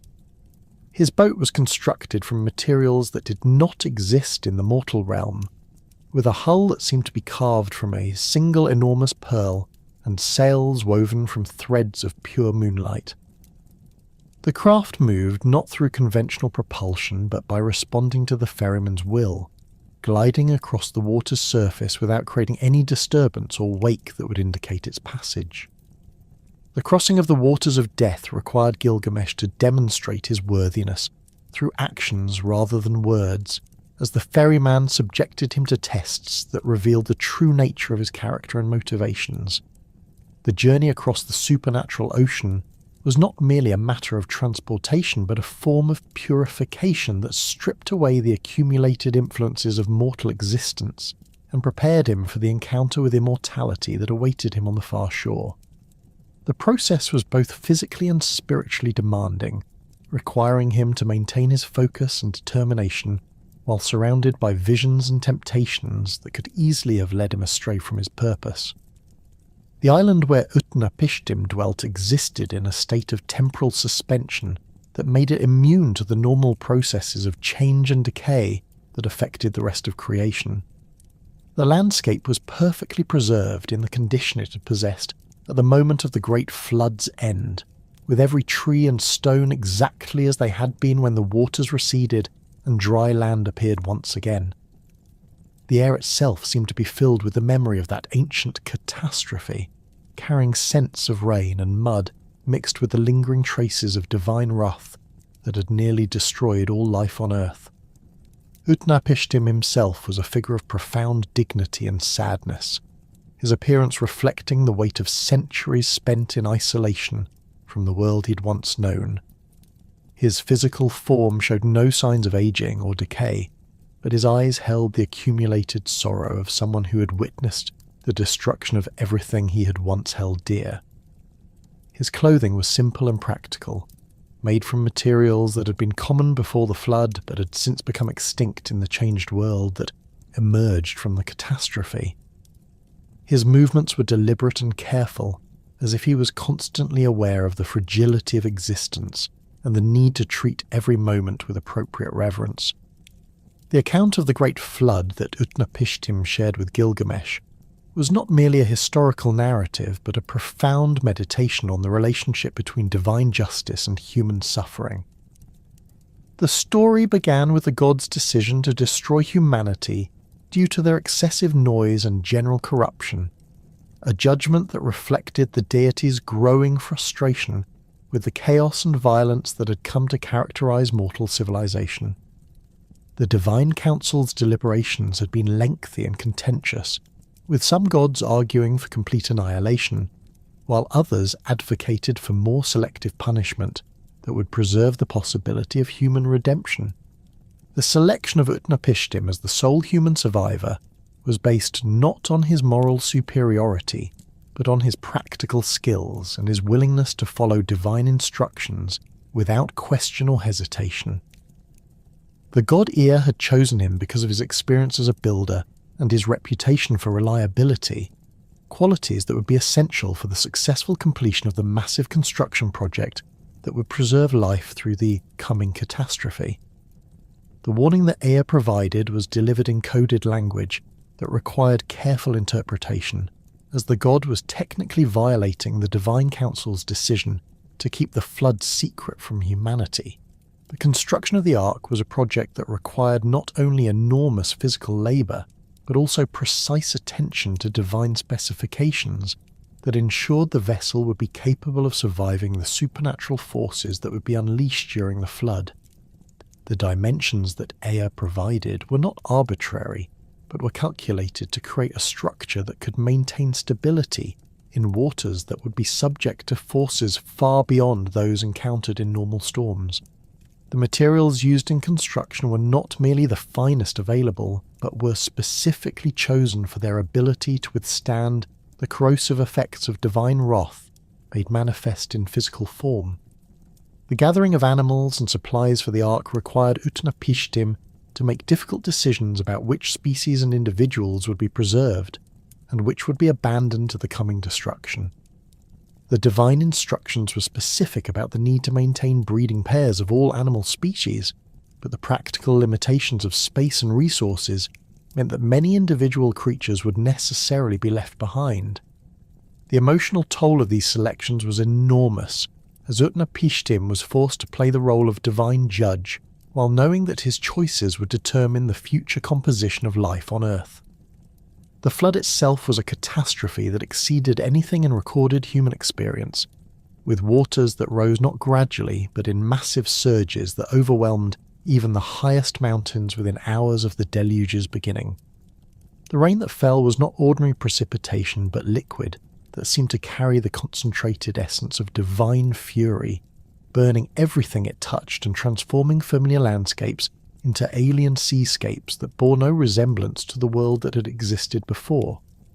The winds that accompanied the flood were not natural weather phenomena, but the breath of angry gods, carrying sounds and scents that spoke of cosmic forces unleashed without restraint or mercy. The duration of the flood was 7 days and 7 nights, a period that seemed to stretch into eternity for those who experienced it from within the Ark's confines. The vessel was subjected to stresses that would have destroyed any conventional ship, with waves that towered higher than mountains and currents that seemed to flow in all directions simultaneously. The sounds of destruction that penetrated the Ark's walls were unlike anything that had ever been heard before, combining the crash of collapsing civilizations with the screams of dying creatures and the roar of elements that had been transformed into instruments of divine vengeance. The testing of the flood's end through the release of birds was a process that required careful timing and interpretation, as the behaviour of these creatures would determine when it was safe to emerge from the Ark's protection. The first bird, a dove, returned with clear signs of distress and exhaustion, indicating that the waters still covered all available land and that no suitable resting place could be found. The second dove returned with an olive branch, suggesting that vegetation was beginning to emerge from the receding waters, but that the process of restoration was still in its early stages. The third bird, a raven, did not return at all, indicating that sufficient dry land was now available to support independent life. The emergence from the Ark into the transformed world was a moment of profound mixed emotions, as Utnapishtim experienced both gratitude for survival and overwhelming grief for the destruction of everything he had once known. The landscape that greeted him bore no resemblance to the world that had existed before the flood, with familiar landmarks erased and new geographical features created by the supernatural forces that had shaped the Earth's surface. The silence was oppressive and unnatural, broken only by the sounds of water still draining from elevated areas and the occasional calls of the few creatures that had survived the catastrophe. The divine reward of immortality that the gods granted to Utnapishtim was not the blessing that it might have appeared to be, but rather a form of exile that separated him forever from the normal cycles of human existence. The gift came with the understanding that he would never again be able to participate in the community of mortals, as his unchanging nature would make him an object of fear and suspicion among people who were subject to aging and death. The immortality was therefore both a recognition of his service to the gods and a punishment that condemned him to eternal isolation from the species he had helped preserve. The test of staying awake for 7 days and 7 nights that Utnapishtim imposed on Gilgamesh was designed to demonstrate the fundamental incompatibility between mortal nature and the demands of immortal existence. The challenge appeared simple on its surface, requiring only the ability to resist sleep for a limited period, but it actually tested the seeker's capacity to transcend the basic physiological needs that defined human existence. The failure to remain awake would prove that the petitioner was still bound by the limitations of mortal flesh, and therefore unworthy of the divine gift that would free him from those constraints. Gilgamesh's failure in this test was both predictable and tragic, as his exhaustion from the long journey and the accumulated stress of his quest made it impossible for him to maintain the level of alertness that the challenge required. The bread that Utnapishtim's wife baked each day of the test served as undeniable proof of how long the king had slept, with the varying degrees of staleness marking the passage of time in a way that could not be disputed or explained away. The sight of these loaves upon his awakening was a devastating blow to his hopes, as it demonstrated beyond question that his mortal nature had betrayed him at the crucial moment. The plant of youth that Utnapishtim revealed as a consolation prize was located at the bottom of the cosmic ocean, in depths where the pressure would crush any normal human, and where the waters themselves possessed properties that could dissolve mortal flesh. The plant itself was a thorny specimen that required careful handling to avoid injury, its surface covered with spines that could inflict wounds that would never heal properly. The extraction of this plant required Gilgamesh to demonstrate the same kind of desperate courage that had carried him through his previous adventures, diving into waters that existed at the boundary between the physical and spiritual realms. The successful retrieval of the plant represented a partial victory that offered hope for a different kind of immortality, one that would allow him to renew his youth periodically rather than achieving the complete transcendence of mortality that he had originally sought. The plant's properties were not permanent but would need to be used repeatedly to maintain their effects, creating a form of conditional immortality that would require constant vigilance and careful planning. The possession of this treasure filled Gilgamesh with renewed hope and a sense that his quest had not been entirely futile, despite his failure to achieve his original goal. The loss of the plant to the serpent was a final cruel twist that demonstrated the ultimate futility of trying to escape the fundamental conditions of mortal existence. The snake that consumed the plant while Gilgamesh bathed was not an ordinary reptile, but a creature that possessed the wisdom to recognize the treasure's value and the cunning to steal it at the moment when the king's guard was relaxed. The serpent's immediate shedding of its skin after consuming the plant served as a visible demonstration of the regenerative power that Gilgamesh had briefly possessed and lost through his own carelessness. The return journey to Uruk was a time of profound reflection and gradual acceptance of the limitations that defined human existence. The king's appearance had been transformed by his experiences, with his hair now streaked with grey and his face bearing lines that spoke of wisdom gained through suffering. The animal skins that had marked his rejection of civilization were gradually replaced by more conventional clothing as he prepared to resume his role as ruler of his people. The weapons that had served him during his quest were cleaned and polished, ready to be used once again in the service of his kingdom, rather than in pursuit of impossible dreams.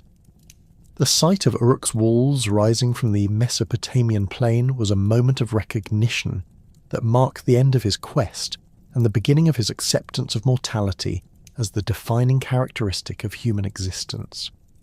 The city that had once seemed like a prison now appeared as a haven where he could find meaning and purpose within the constraints of finite existence. The people who had once been subjects to be dominated were now revealed as fellow travellers on the journey toward death, deserving of protection and guidance from someone who had learned the true value of the time that was given to all mortals. The wisdom that Gilgamesh brought back from his failed quest was not the immortality he had sought, but a deeper understanding of what it meant to be human in a world where death gave meaning to life and where the temporary nature of existence made every moment precious. His transformation from a king who had sought to transcend mortality into a ruler who embraced the responsibility of guiding his people through their brief time on earth represented the true victory of his journey. The Epic of Gilgamesh, preserved in the tablets of Ashurbanipal's library and rediscovered by modern scholars, continues to speak to readers across the millennia about the eternal human struggle to find meaning in the face of mortality and the ultimate wisdom that comes from accepting the limitations that define our existence.